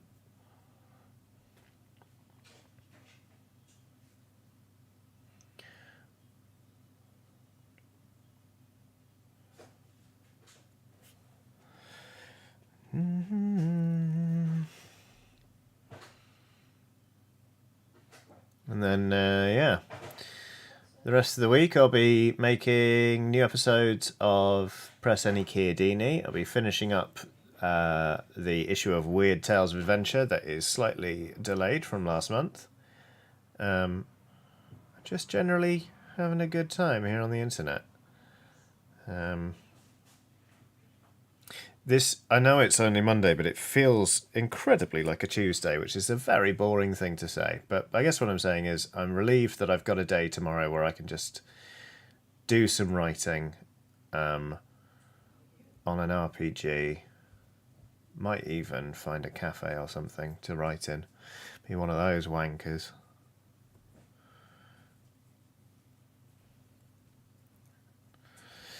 Wings of Eternia says maybe just have a cannibalism counter. There we go. That's it. That's a very good idea. Everyone can place bets on what the final count will be, in a figurative sense, obviously. It's not going to be a gambling stream. That's against the YouTube terms and conditions. And I'm not trying to scam anyone for CSGO skins, so... you know.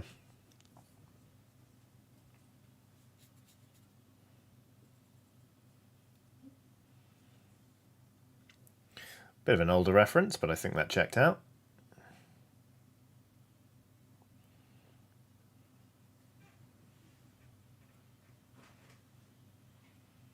I want to find my clicker. I've got a like a club entry clicker somewhere, and it's really, really useful for things like that, but I don't know where it is.